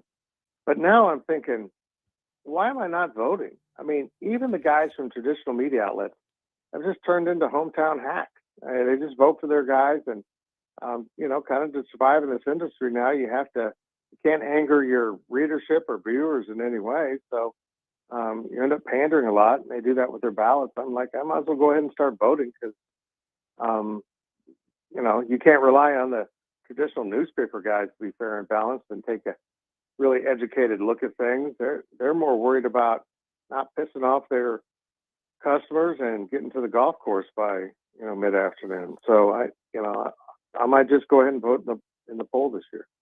Just a couple more questions for Tim Fitzgerald, publisher of GoPowerCat.com, part of the 24/7 Sports Network. Go make sure you're a VIP if you're not already. It's extremely affordable. Best way to get all the inside scoop on everything going on with all things K-State and the rest of the college athletics world. You can also find Fitz on Twitter at Life of Fitz. He joins us on the Fleming Place Wine and Spirits hotline for the Azure Credit Union Wildcat wrap-up. Fitz, I did want to touch on the transfer portal basketball side of things at the moment. Report from your guy, Ryan Gilbert, today, his transfer portal notebook. Any new happenings that we should be especially aware of? We know the NBA draft combine has come and gone. Guys can return between now and the end of the month if they want to return to school. Any big news revolving around some of the K-State portal targets? Nothing breaking. There's nothing imminent that I know of, but they're still working it. They're being great, incredibly patient. There are some new names in this list. To be honest, I hadn't read it until you mentioned it. And it is a good read, actually, as I go through it. It's actually really informative. We just discussed this in our podcast. It'll go up in the morning. That we all have faith that Jerome Tang and his staff will bring in guys that'll be high quality. But the rules have changed. Guys can't go into the portal in July anymore.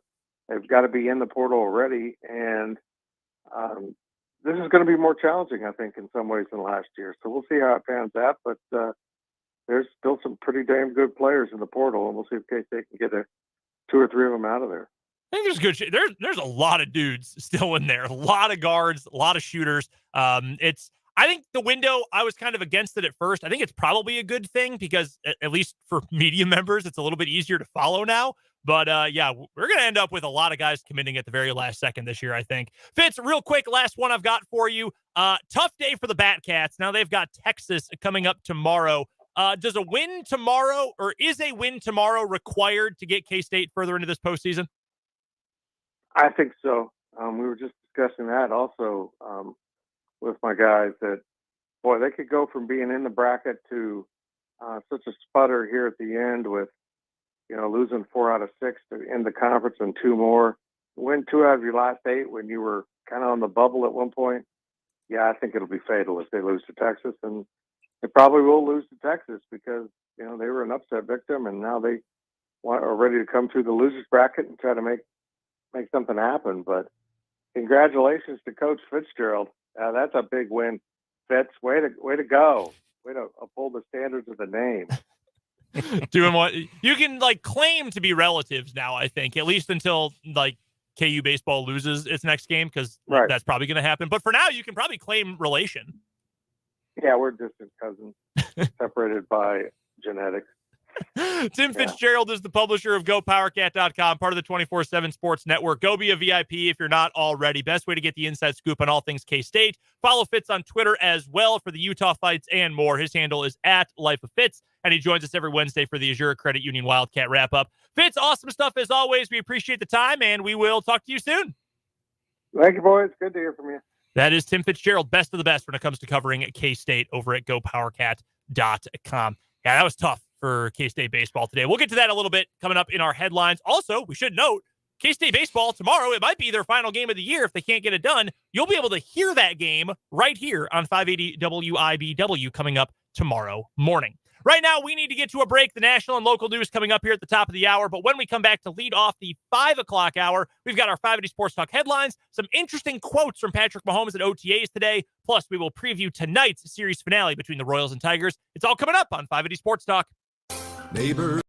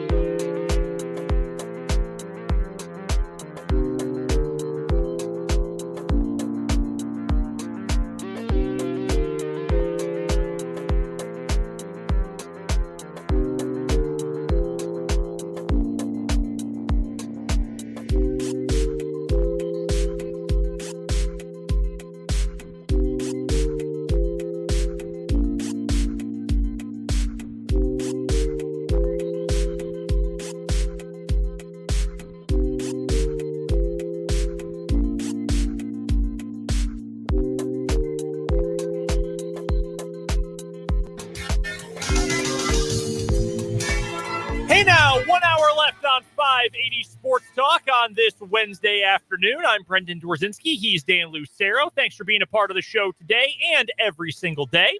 We're still taking your texts at 785-272-9429. And we're taking your comments on YouTube. Sports on 580 WIBW is the name of our YouTube channel. You can watch the stream live, hop into the comment section, and hang out with us throughout the day. We appreciate you being a part of it today and always. If you've missed any of the show, you can also head to our website. That's 580WIBW.com. Go to the podcasts tab and then click on 580 Sports Talk. That's where you'll find the hour-by-hour podcast edition of the show. Coming up in this final hour of the program today, we've got our 580 Sports Talk headlines here in just a minute. We'll preview Tigers-Royals, final game of their series coming up tonight, a game that you can hear right here on the Royals Radio Network on 580 WIBW. And we will talk a little bit about what Patrick Mahomes had to say today at OTAs for the Chiefs, specifically about his contract situation and what he is looking into doing when he inevitably gets a little work done on his contract this offseason. It's all coming up this hour, along with your texts and your comments on the YouTube live stream. So without further ado, let's just jump right on into today's 580 Sports Talk headlines. My big one, we don't need to spend too much time on it. We did a bunch of that in the 4 o'clock hour, but the big news of the day locally, Kevin McCullar back for the Kansas Jayhawks, returning to college for his 6th season as a college basketball player. It will be his 2nd with the Kansas Jayhawks. 2 times in his career has been named to the all-defensive team in the Big 12. That includes this past season with KU, when he was also named 3rd team All-Big 12. He set career highs in points per game, rebounds per game, free throw percentage, and steals per game, while also shooting overall from the floor, the 2nd-best mark of his career up to this point. He went through the NBA draft process, elected to come back to KU after probably not hearing the feedback he was hoping to hear. It was almost assumed that he was going, well, no, it was assumed. It was assumed that he was not going to come back to college. Bill Self, though, puts on the full court press and gets one of his favorite players back into the fold. KU will have 4 quote-unquote super seniors on its roster next year. Hunter Dickinson, another senior. There's going to be an old KU team, an experienced one, and a really darn talented one. And KU might have been number 1 in the preseason polls anyway going into today, but once that was made official early this morning, KU will be your preseason number 1 team in college basketball. I wonder what the markets, our friends in the desert have to say. I can tell you they are continuing to trend toward KU. I believe I saw as of this morning, KU had taken over the number 1 spot at FanDuel. That is correct. Our friends at FanDuel have now made Kansas the betting favorite to win the NCAA championship at plus 1,000 odds, or 10-1 if you'd rather. Should have jumped on that about a month ago before they got their first transfer commitment. That would have been nice. In case you're curious, Duke is 12-1. Connecticut, Arkansas, Houston, Michigan State, all 15-1. Connecticut's an interesting one because it sounds like they might end up losing more players to the draft than they thought originally. That's interesting that they would still be that high. Also weird that we just called them Connecticut. That is weird. Back-to-back times. Like, that's how they are listed here at FanDuel, but that UConn, yeah. It throws me off not calling them UConn. So there's a couple pieces left to finish the puzzle for the KU basketball offseason. Number 1, do they end up using another one of their scholarships? They certainly could if they would like to. There are a lot of guys out there. We've talked about Arthur Kaluma. Grant Nelson from North Dakota State is a name that has popped up quite a bit. Maybe there's another guy out there, Zion Pulliam from, I believe that was UC. Was that UC Santa Barbara where Pulliam came from? It was one of the California Big West schools. I've got a lot of names out there who KU still could be interested in if they want to use another scholarship. And then figuring out where one of their other transfers, Ernest Uday, is going to end up. Sounds like maybe Duke is no longer the favorite to land Ernest Uday. K-State back in the mix there. If Duke is out, I mean, if KU is able to get McCullar back when his heart was set on leaving and going to the draft, maybe they can get Uday back. NIL can do a lot of things. I don't know if that's going to end up happening. I severely doubt it, but those are the final pieces to the KU offseason puzzle. But Kevin McCullar back for year 2 in Lawrence. For my first 5A Sports Talk headline, we're going to jump into a very brief edition of the Playoffs? Roundup. It's the Playoff Roundup, that segment within the segment where we take a look at what is happening in the NHL and the NBA playoffs. And in the NBA last night, not so fast, Miami. The Boston Celtics have survived an elimination game as they rout the Heat in Game 4 in Miami in the Eastern Conference Finals last night. They caught the high end of 3-point variance going both ways for a change in this series. So we can talk all we want about teams that have quit or teams that have that dog in them or whatever it is we want to say. Sometimes it's as simple as Boston made 42% of their threes. Miami made 27% of theirs. And that accounted for a big part of the disparity last night. So it's back to Boston for Game 5 tomorrow night. The Celtics are 4-5 at home in these playoffs. That being said, a lot of talk about how there's never been in NBA history a team come back from 3-0 down. It's only happened once in NHL history. It's only happened once in Major League Baseball history, famously the Red Sox over the Yankees.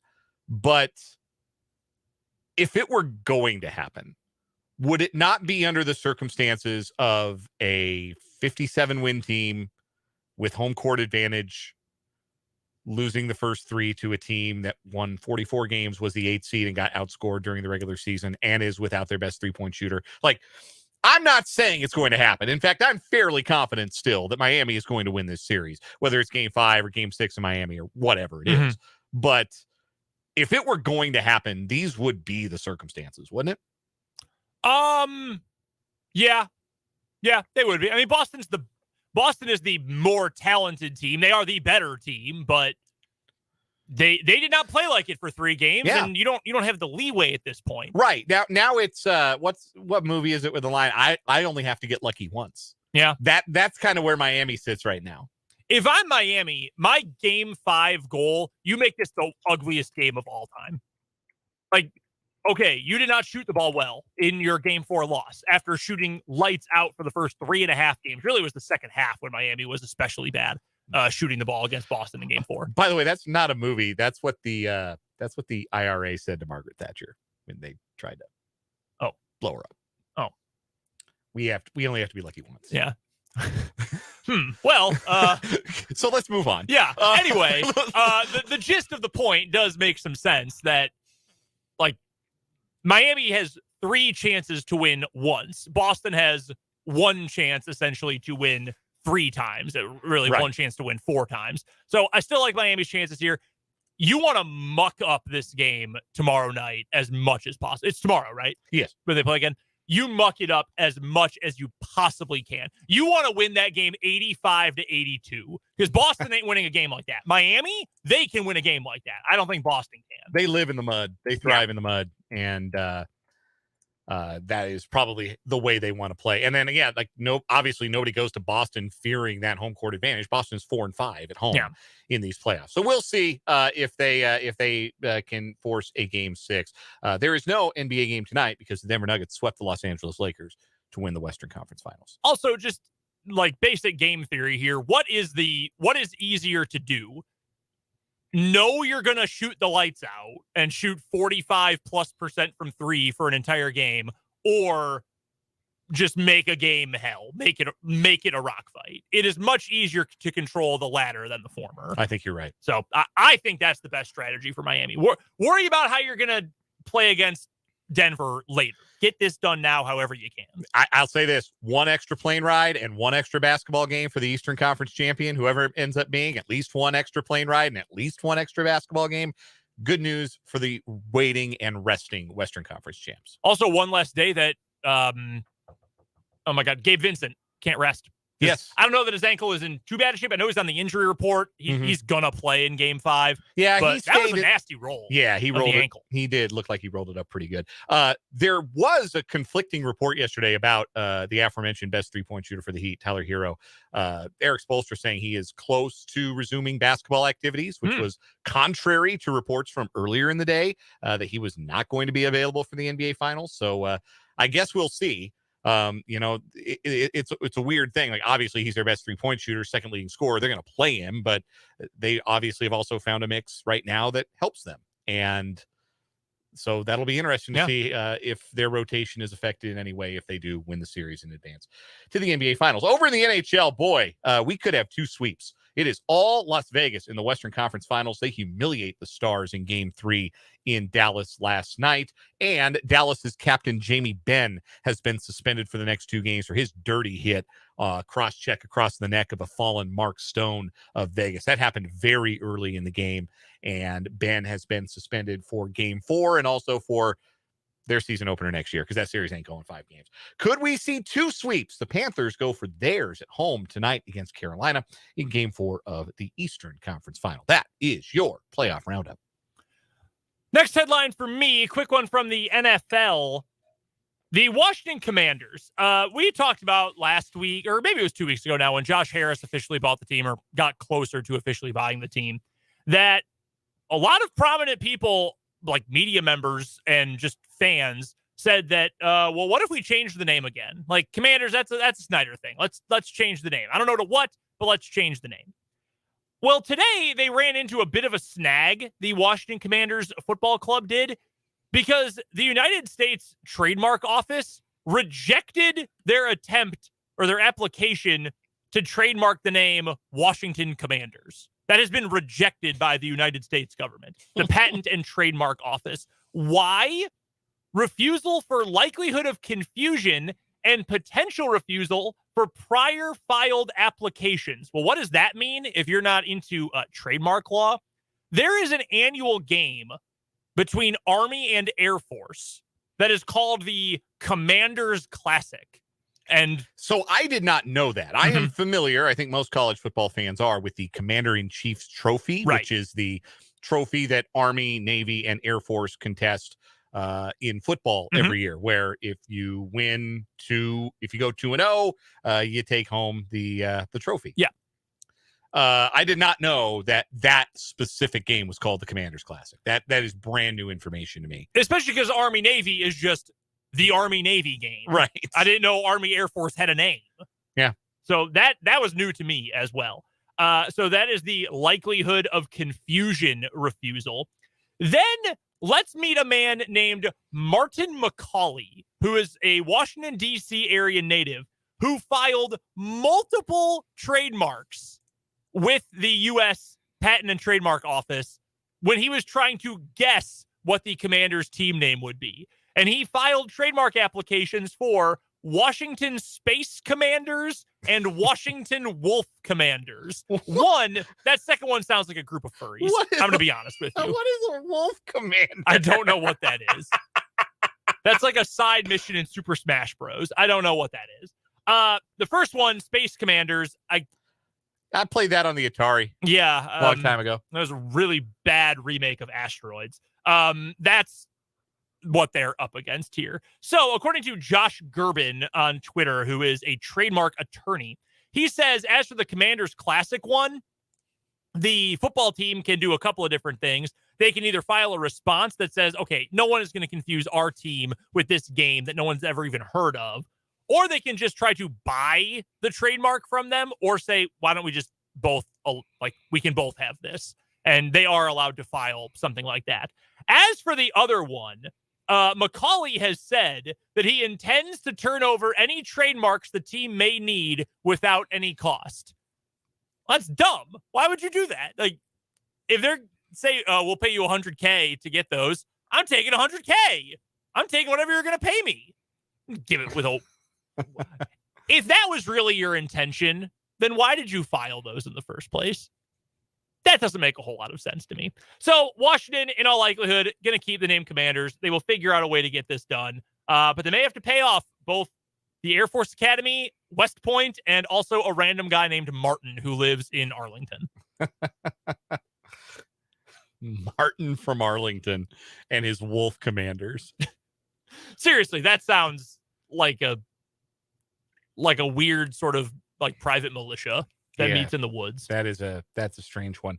Real quick headline here as we continue on our 580 Sports Talk headlines. We alluded to it before we wrapped up the last hour. The Big 12 baseball tournament is beginning today at Globe Life Field in Arlington, Texas. And it has been a mixed result kind of day for the Sunflower States teams as K-State opened the day getting blown out by TCU, run ruled 16-3 in 7 innings. while Kansas used a 7th-inning grand slam to break a tie and top the number 1 seed in the tournament, Texas, with a 6-2 victory. So that means that in this double elimination format, K-State will be fighting for their tournament lives and very possibly playing for a spot in the NCAA tournament if they can defeat the Longhorns, the 20th ranked team in the country. That game will start at 9 o'clock. A little baseball for breakfast tomorrow morning. And again, you can hear it right here on 580 WIBW and FM 104.9. We will have the broadcast for you. KU, meanwhile, will play against TCU at 4 p.m. tomorrow in a winner's bracket contest. We have a text from the 785. Big K-State fan says the Batcats don't deserve to advance the NCAA tournament. RPI doesn't support it. They lost their last two conference series and run rule rubber games. I don't think that's right. I know they got run ruled in the rubber game by Oklahoma State. TCU was a tight one in the rubber game of that series. They might have gotten run ruled on Saturday, but I know the Sunday game was close. I was going to say, wasn't the Sunday game? The Saturday game, because they moved it up Thursday, Friday, Saturday. The Thursday game, K-State won against TCU, and then they lost Friday and Saturday. And I think the Saturday game was close. The Friday might have been. That was the game that ended on the walk-off robbed home run, right? Yes. Yeah. All right, so I'm going to go through the schedule here real quick. Against Oklahoma State, they got blasted 12-2 in 7 innings on May 14th. And then on the they didn't get run ruled, but the last Friday of the regular season, they lost 8-1, and then they lost 4-3 at home on the final day of the regular season. And had they won either of those series, I think they'd feel a lot better about their fate on selection day for the NCAA tournament. Most of the bracketology, so to speak, D1 baseball is where I think those guys are probably the most tied in easily. And they still had K-State in the tournament as a 3 seed going to the Gainesville regional, which of course be hosted by the University of Florida. That was their projection for them entering the conference tournament. I don't know how much damage you can do to your tournament hopes by going 0-2 in barbecue at a conference tournament, but it would probably still behoove K-State to win tomorrow, because if they don't, they're going to be sweating it out on selection day. No question about it. Yeah, I think that's a fair point from our K-State fan in the 785, that if you look at the last few games, maybe this is a little bit water finding its level. Like, K-State had played really well for a lot of this season and won a bunch of big games that it needed to win over the course of Big 12 play and the non-conference games that are sprinkled into the back half of the season. But the RPI was bad for a lot of the year. And we've talked about this before whenever they've come up, that you need to win every single game you even have a chance of winning to overcome metrics, if you will, like that. Maybe these last few games against TCU and Oklahoma State were kind of an example of they're regressing back to their probable level of actual level of play. I hope they win tomorrow. I hope they beat Texas, because 1, it's fun to beat Texas, and 2, give K-State a better shot of advancing on and getting to play on Friday and hopefully beyond that as well. The other side of the action today, KU. All right. Yes, good win for them. Expecting that. No, good win for them. The well-pitched game, and they got the grand slam to break it open, break the tie in the 7th inning. Quality win for the Jayhawks on the diamond, and they get to move into the winner's bracket. That was Jansen Reeder who hit the go-ahead grand slam in the 7th. Yeah, KU truly rebuilding the program this year. Rich Price out, Dan Fitzgerald in. I know he has brought in a mass quantity of transfers. I had some good moments this year, had the 8-game winning streak. Also, some real down moments for a team that is completely brand new. But there's some glimpses. If you're a KU baseball fan, I think there's reason to think that the future is pretty bright for this program going forward. With that, as we round out our 580 Sports Talk headlines for today, we have to introduce, speaking of baseball, a brand new segment within a segment, a sub-segment. And Royals fans, I hope that this makes you feel even the tiniest bit better about the season your team is having this year. Ladies and gentlemen, it is time for the inaugural edition of A-Watch. I can see the Hoff running down the beach right now. You know David Hasselhoff went to my high school? I did not. Yeah. It's incredible. Yeah. Anyway, yeah. He also made a burger on closed circuit television one time lying on the floor. Just a little taste, so we don't get DMCA'd and thrown off of YouTube. The Oakland Athletics are 10-40. That is a 32-win pace. The modern standard of futility in Major League Baseball is the 1962 New York Mets, who went 40-120. They played just 160 games that year, had a couple washed out, I think. Mm-hmm. These A's are on pace to be worse than that. Although, congratulations are in order, as the A's have lowered their team earned run average below 7. Hey. Huge congrats to the A's. Their team ERA now sits at 6.95 after last night's ball game. A thrilling, taut affair that saw the Royals fall to the A's. The A's fall to the Mariners 3-2. Go M's. That's 6 losses in a row for the A's. They're 14th in 16 games. Their 32-win pace would give them 130 losses, which would be the most losses for any team in any season since the all-time model for baseball futility, the synonym for baseball futility, the 1899 Cleveland Spiders, who went 20-134. They won 13% of their games that season. Only 4 teams in baseball history have had a worse 50-game start to their season. The 1897 Louisville Colonels went 7-43.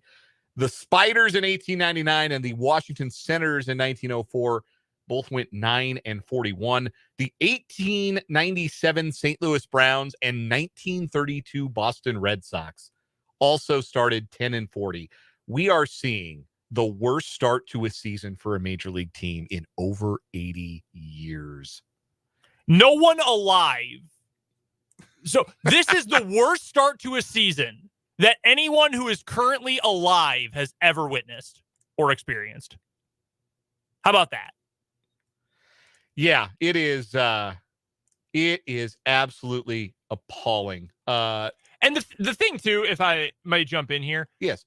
When you look back historically at the worst teams of the modern era, so we're talking 1901 onward, only 3 teams have even been in this conversation since the 1962 Mets. You had the Tigers in 03, who lost 119 games, which is the most losses in a 162-game schedule, I believe. I think. Don't quote me on that.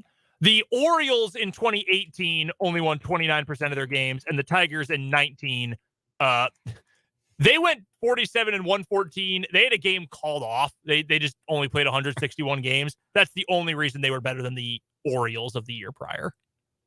That's it. No one else has been this bad in 60 years, and the A's are somehow worse than all of them. So how did it happen? How did they end up losing a game that they actually led 2-0 after the first inning after runs batted in from Ramon Laureano and Carlos Perez? They gave up 3 runs in the 5th inning. Ty France and J.P. Crawford hit back-to-back home runs. Crawford first, then France. And that was all she wrote. There was no significant threat for the A's in the late innings. They went, looking here, 9 up, 9 down in the final 3 innings of the game against the Mariner bullpen, the murderer's row of Trevor Gott, Justin Topa, and Paul Sewald, to drop to 10-40 on the season tonight. Another game in their series with the Mariners as Ken Waldachuk takes the mound for Oakland. The left-hander will be facing rookie sensation Bryce Miller for the Mariners. FanDuel has the A's plus 260 on the money line tonight. The Mariners are minus 320 favorites. So in other words, if you wanted to bet on the Mariners, you would have to bet $320 to win $100 tonight. Yes. That is atrocious. A lot of their lines are going to look like that. So periodically, we will be checking in on the Oakland A's and their pursuit of all-time futility, their chase to become the new synonym for baseball disaster. They are 10-40 on a 32-win pace. This has been a watch. This is like, that's not even funny to a point. Like, how do you allow this to happen? And then their idiot owner is going to end up like having them play in Tin Can Alley somewhere because he can't secure funding for a stadium in either Oakland or Vegas. So the correct answer to that question is another question, which is, what if they had written the movie Major League and it worked? You get the current Oakland A's. Yeah. What if the owner's grand plan had worked and that team had been a bunch of bums? Like Willie Mays Hayes had hit 180. Pedro Serrano struck out 3 times every night. Wild Thing Vaughn never found the strike zone. Jake Taylor was totally washed. Roger Dorn didn't drive in 90 runs. Yeah. Like what happened if, and why am I blanking on her name? Oh my God. The owner's name for Major League. One of my favorite movies. I'm blanking on the owner's name. Was it Rachel something? Rachel Phelps. Yes. Rachel Phelps. Yeah. Yes. Yeah. Yeah. What if Rachel Phelps had built a team that was actually as bad as she wanted it to be? And Major League would have been a much less funny movie. Number 2, you'd have the 2023 Oakland A's. That'll do it for today's 580 Sports Talk headlines and for today's A-Watch. When we come back on the other side of this timeout, what did Patrick Mahomes have to say about his contract today? We'll tell you next on 580 Sports Talk. Hey!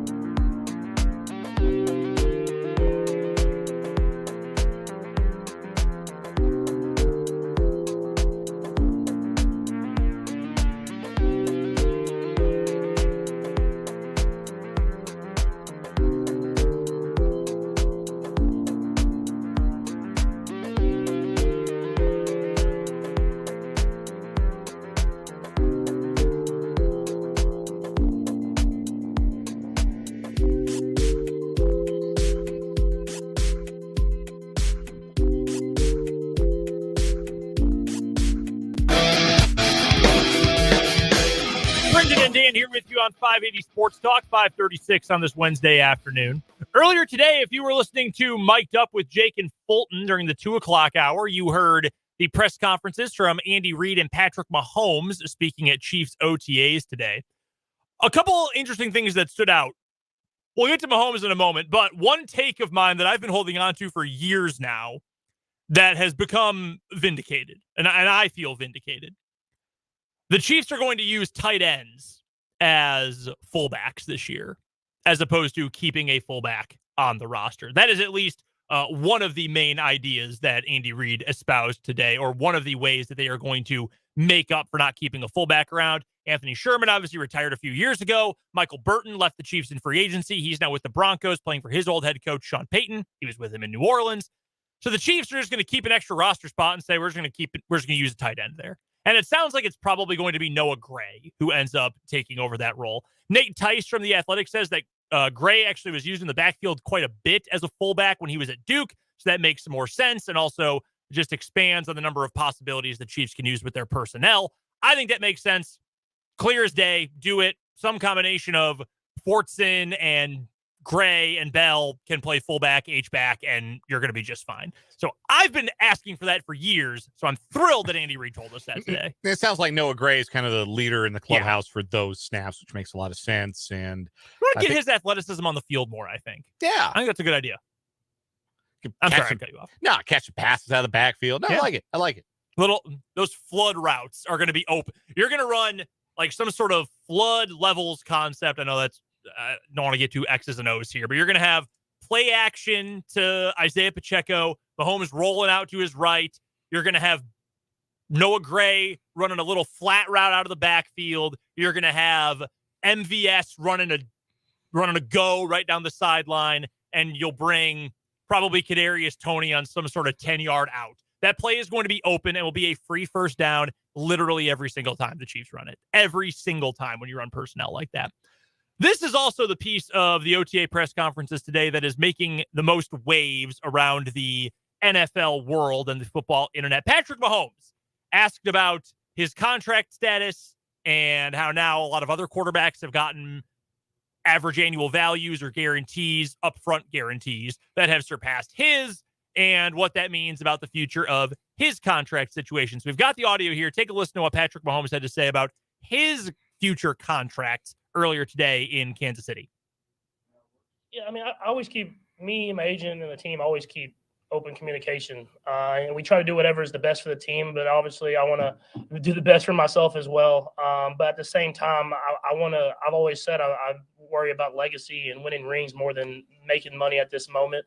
But I know we keep communication. We see what's going on around the league. But at the same time, I'll never do anything that's going to hurt us from keeping the great players around me. So it's kind of teetering around that line. So you're not driven to be the highest paid quarterback per year. That's not. No. It's kind of, it's more of a, you just want to do whatever to not hurt other quarterbacks whenever their contracts come up. But you want to kind of keep the bar pushing. And so it's not about being the highest paid guy. It's not about making a ton of money. I've made enough money where I'll be set for the rest of my life. But at the same time, you got to find that line where you're making a good amount of money, but you're still keeping a lot of great players around you so you can win these Super Bowls and you're able to compete in these games. A couple of interesting things from that clip from Mahomes. One, and the NFLPA loved that he said this, when he said it's not about being the highest paid quarterback. It's about continuing to raise the bar so that helps the other quarterbacks get paid. The NFLPA probably going to send him a gift basket for saying that publicly. Comrade Mahomes. We love to hear it. Which, I mean, that's what they want. They don't want players taking team-friendly deals because then that hurts their bargaining power. So that makes an amount of sense. And, you know, Mahomes is right. He has made enough money between endorsements from Hy-Vee and, you know, every other company that he does ads for, Essentia Water, everyone else, State Farm. He's got, and plus his playing money, he's got more money than he or his next 3 generations of family members will ever know what to do with. But it is also nice to say, hey, look, I'm at the top of the mountain because I deserve to be at the top of the mountain. I'm here because I am the best. I am better than you, and you all know that I am better than you. So there is something to that. And he brings up that, look, I care about the legacy, and I care about winning, and I care about championships more than I care about making more money, having all of that. etc. Andrew Brandt, who has been around the NFL for forever, he writes for Sports Illustrated now, had a piece recently about the difference between cap and the difference between cash, and how cash is what really matters. Cap is accounting. Dealing with the salary cap, you got to have good accountants. You have to have people who know how to use the mechanisms and how to write things in specific ways. It's all about how much money do you have on hand. Well, as long as the Chiefs keep winning titles and keep having number 15 as their quarterback, there's never going to be a slowdown in cash flow, or until there's another global pandemic that slows things down for everyone. The Chiefs will have no problem with that at all. Mahomes is going to get his money. It's all just a matter of, Patrick, we might not be able to give it to you all up front because we've got to use this accounting in our favor so we can keep Kadarius Toney does break out this year, so we can give him a 3-year contract, or so we can make sure Kelsey sticks around throughout the rest of his career, whatever it ends up being. I do think Kelsey retires a Chief for what it's worth, but that's a discussion for 2 or 3 years down the line. You can make this happen and make it easy for everyone. That's why teams that have legitimate salary cap issues, that's the reason why is you hired bad behind the scenes people. That's not about too many players asked for too much money. That's, unless you're the Raiders and you really don't have a whole lot of cash, which is funny in and of itself. But that's about, hey, you didn't handle this well. You didn't take care of the fundamental stuff. And that's why you're now in this bad spot. The Chiefs don't have that problem. The Chiefs have one of the best front offices, money and accounting wise, in the entire NFL. They're going to be just fine with this. Mahomes is going to get his money, and I trust his word, and I trust the Chiefs' word too. They're going to make it so they can keep star players around him. I have no doubt about that. Yeah, and another thing that I thought was really interesting that Mahomes said was he was talking about, finding the balance between him getting his and making sure that the Chiefs are able to structure contracts for other players. And he brought up 3 guys in particular as all these guys that you need to keep around you to have these great teams. And one of them was Chris Jones, who's due a contract extension, essentially, and a lot of thought that the Chiefs are going to get that done. One of them is Travis Kelce, who obviously. And the third guy he mentioned is a guy that we have heard almost nothing about doing an extension as they enters the final year of his rookie deal, L'Jarius Sneed. And I don't think that was unintentional from Mahomes to bring up Sneed, because he has contributed so much to winning since he has been a Chief. And it could be, like we've posited, that the Chiefs view Sneed as a player that ultimately they can replace, that ultimately we aren't going to give a long-term extension to. We can replace that player and his role and the things that he does. Patrick Mahomes and the rest of that locker room, by proxy, may not see it that way. And I thought it was interesting because usually when extensions get done, we hear about the need for them to get done before they happen. Like, those are the kinds of things that general managers get asked about, comment on the record about, coaches comment on the record about. Like, Brett Veach has been open about talking about Chris Jones. Or when they redid Kelsey's contract, they talked about that. When they redid Mahomes' contract, they said, yeah, we got to figure something out. And then they went and did it. There's been nothing about a L'Jarius Sneed extension, which has made us wonder, I think fairly, is that something that the Chiefs prioritize? So for Mahomes to bring him up by name, I thought that sneakily was the most interesting thing he said today, was to bring up Sneed as a guy that, hey, look, you need to keep guys like this around you to have great teams. It tells you how he's viewed in that locker room. No, I agree with you 100% on that. And the 3 most powerful people in the Chiefs personnel department are Brett Veach, your general manager, Andy Reid, your head coach, Patrick Mahomes, your quarterback. Offense, defense, doesn't matter. If Mahomes likes you, you're in. You've got that in. And to be brought up unprompted, not that it's a shot across the bow or anything like that, but I think it makes it clear, and I'm sure, because we've been told the communication is good between all these parties, that Brett Veach and Andy Reid know, hey, I want this guy to stick around. I want him part of it. He's part of the locker room. He's a winning player. He's been a winning player. We need to keep that guy around. That carries weight. Mahomes isn't like the young guy anymore, even though he is still young. He's only 27, but he's not like the new kid on the block anymore. Like, he knows how this works. He knows how the business works, and he's going to choose his words carefully. Makes me believe that L'Jarius Sneed is going to be around long term. I'll tell you that much. I would be very surprised if that's not the case going forward. Let's get to another break. We'll talk a little Royals baseball and their game against the Tigers coming up tonight, next on 580 Sports Talk.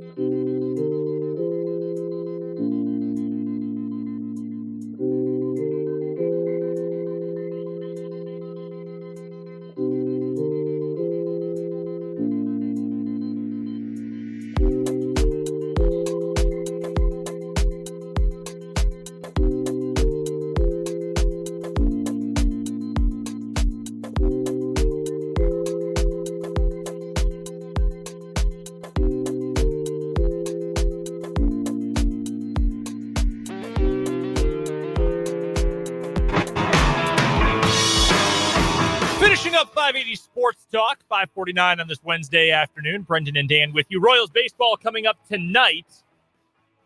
It'll be Royals versus Tigers with first pitch at 6:40. Pregame begins right at the top of the hour at 6 o'clock on the Royals Radio Network right here on 580 WIBW. Your pitching matchup for tonight, it'll be Zach Greinke, home Zach Greinke, that is notable, against here come Matt Boyd. Oh, snap. Shoot, what up? Man, what a great meme from 2016 that has just stuck with him on this program and this program only ever since then. I haven't been able to stop thinking about it. I think of that little frog, and I think about a very ineffective left-handed curveball. The frog on the unicycle. Yes. I have a T-shirt with that on it. My sister got it for me for Christmas one year. I'm like, man, if I really wanted to be a human teleport, like time travel machine, I'm going to wear that and see how people respond to it. I might wear it to work one day. I mean, you get Greinke at home. Yeah. That's nice. You know, Greinke's last 4 starts have been pretty good. Mm-hmm. You know, really the month of May, he had the 5 shutout innings against Baltimore. He had 5 2/3. He allowed 3 earned runs against the White Sox. And he went down the road, 2 earned runs in 5 at Milwaukee, 2 earned runs in 5 2/3 at Chicago. So his last 2 road starts have been better. I mean, lengthwise, he's giving you what he's giving you. Like, this is not a guy who's going to get deep into the ball game, but certainly his last 4 starts, he has given the Royals what you would hope for as far as a chance to win. The problem is they're coming off of a bullpen game, And you really like to not slag guys like Barlow and Chapman, your front-end bullpen guys. So it'd be nice if the Royals could just score a bunch of runs off of Boyd tonight and give Greinke and the bullpen a cushion. Although it does help, too, that if you do have to use someone back-to-back games, you have an off day tomorrow. Yes. So you at least do have a little cushion there. You won't see Chapman tonight. I almost guarantee he'll be down. Yeah. I can't imagine they'll work him 3 days straight. So Barlow didn't work last night. He could go tonight. But, yeah, you want to win this series. That's how you build momentum. That's how you kind of learn winning habits is take it one series at a time. You have a rubber game at home against a team you're very capable of beating. Like, the Royals got to go out and take this seriously and win a series tonight. Matthew Boyd's been okay. I mean, the peripherals are okay. I should say that. His actual raw numbers, not especially good. ERA of 6.21 this year. He's never really been anything all that special, but he's been around for quite a while now. When did he break into the majors? He made his debut back in 2015, spent a couple of games with the Blue Jays, has been with the Tigers ever since, briefly with Seattle, then came back to the Tigers. I don't know. I mean, you should be able to score against this guy. That's what it comes down to. Can you put up 5 runs? If you can do that, you should be able to win in this game, because I think Greinke in this bullpen, with how well they're playing, they can give you enough to get you to that point. I hope. And if you win, like we said earlier, that'll be 3 series wins in the last 5. You got swept in there as well, but 3 series wins in the last 5 in a year that has been really crappy so far. You'll take what you can get. Royals baseball coming up tonight. First pitch set for 6:40, and pregame begins right at 6 o'clock on the Royals Radio Network, right here on the Sports Voice of Kansas, 580 WIBW. We've got one more break to get to. We'll come back and finish up 580 Sports Talk with a final word. You'd rather be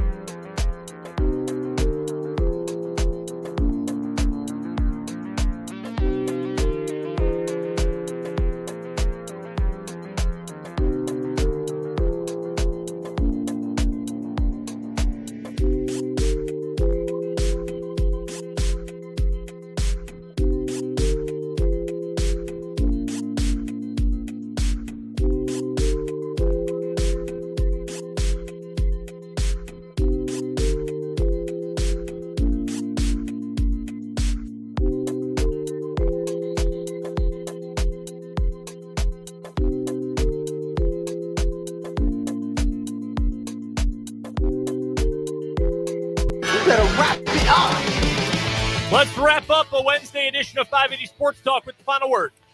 Patrick Mahomes is about the right things. We heard it in his comments today that, yeah, sure, he'd love to be the highest paid quarterback in the NFL, and eventually he will likely be that again, or at least something very close to it. But the more important things for Mahomes are about winning, and he's already done plenty of winning. There are a lot of athletes who would get 2 rings and decide, hey, the bag is what's most important now. My legacy is secure. 2 MVPs, 2 championships. I'm not worried about anything but that green and setting my family up for the rest of my life. Patrick Mahomes wants to keep winning, recognizes he has a chance to be an all-time Pantheon Inner Circle athlete, and he's doing it in a Chiefs uniform. You know who else has been winning all offseason long? Bill Self and the Kansas Jayhawks. They've brought in a bunch of good role players who are veterans, who are experienced, who are talented, including the best player in the transfer portal. Today, KU gets Kevin McCullar back in the fold as well, one of the best defensive players in the country, and he'll be one of the best returning players in the entire Big 12. KU's roster for next year, very talented, very deep, very experienced as well, and deservedly is going to be the number 1 team in the country heading into the 23-24 season. And I cannot wait for that season to start coming up in November.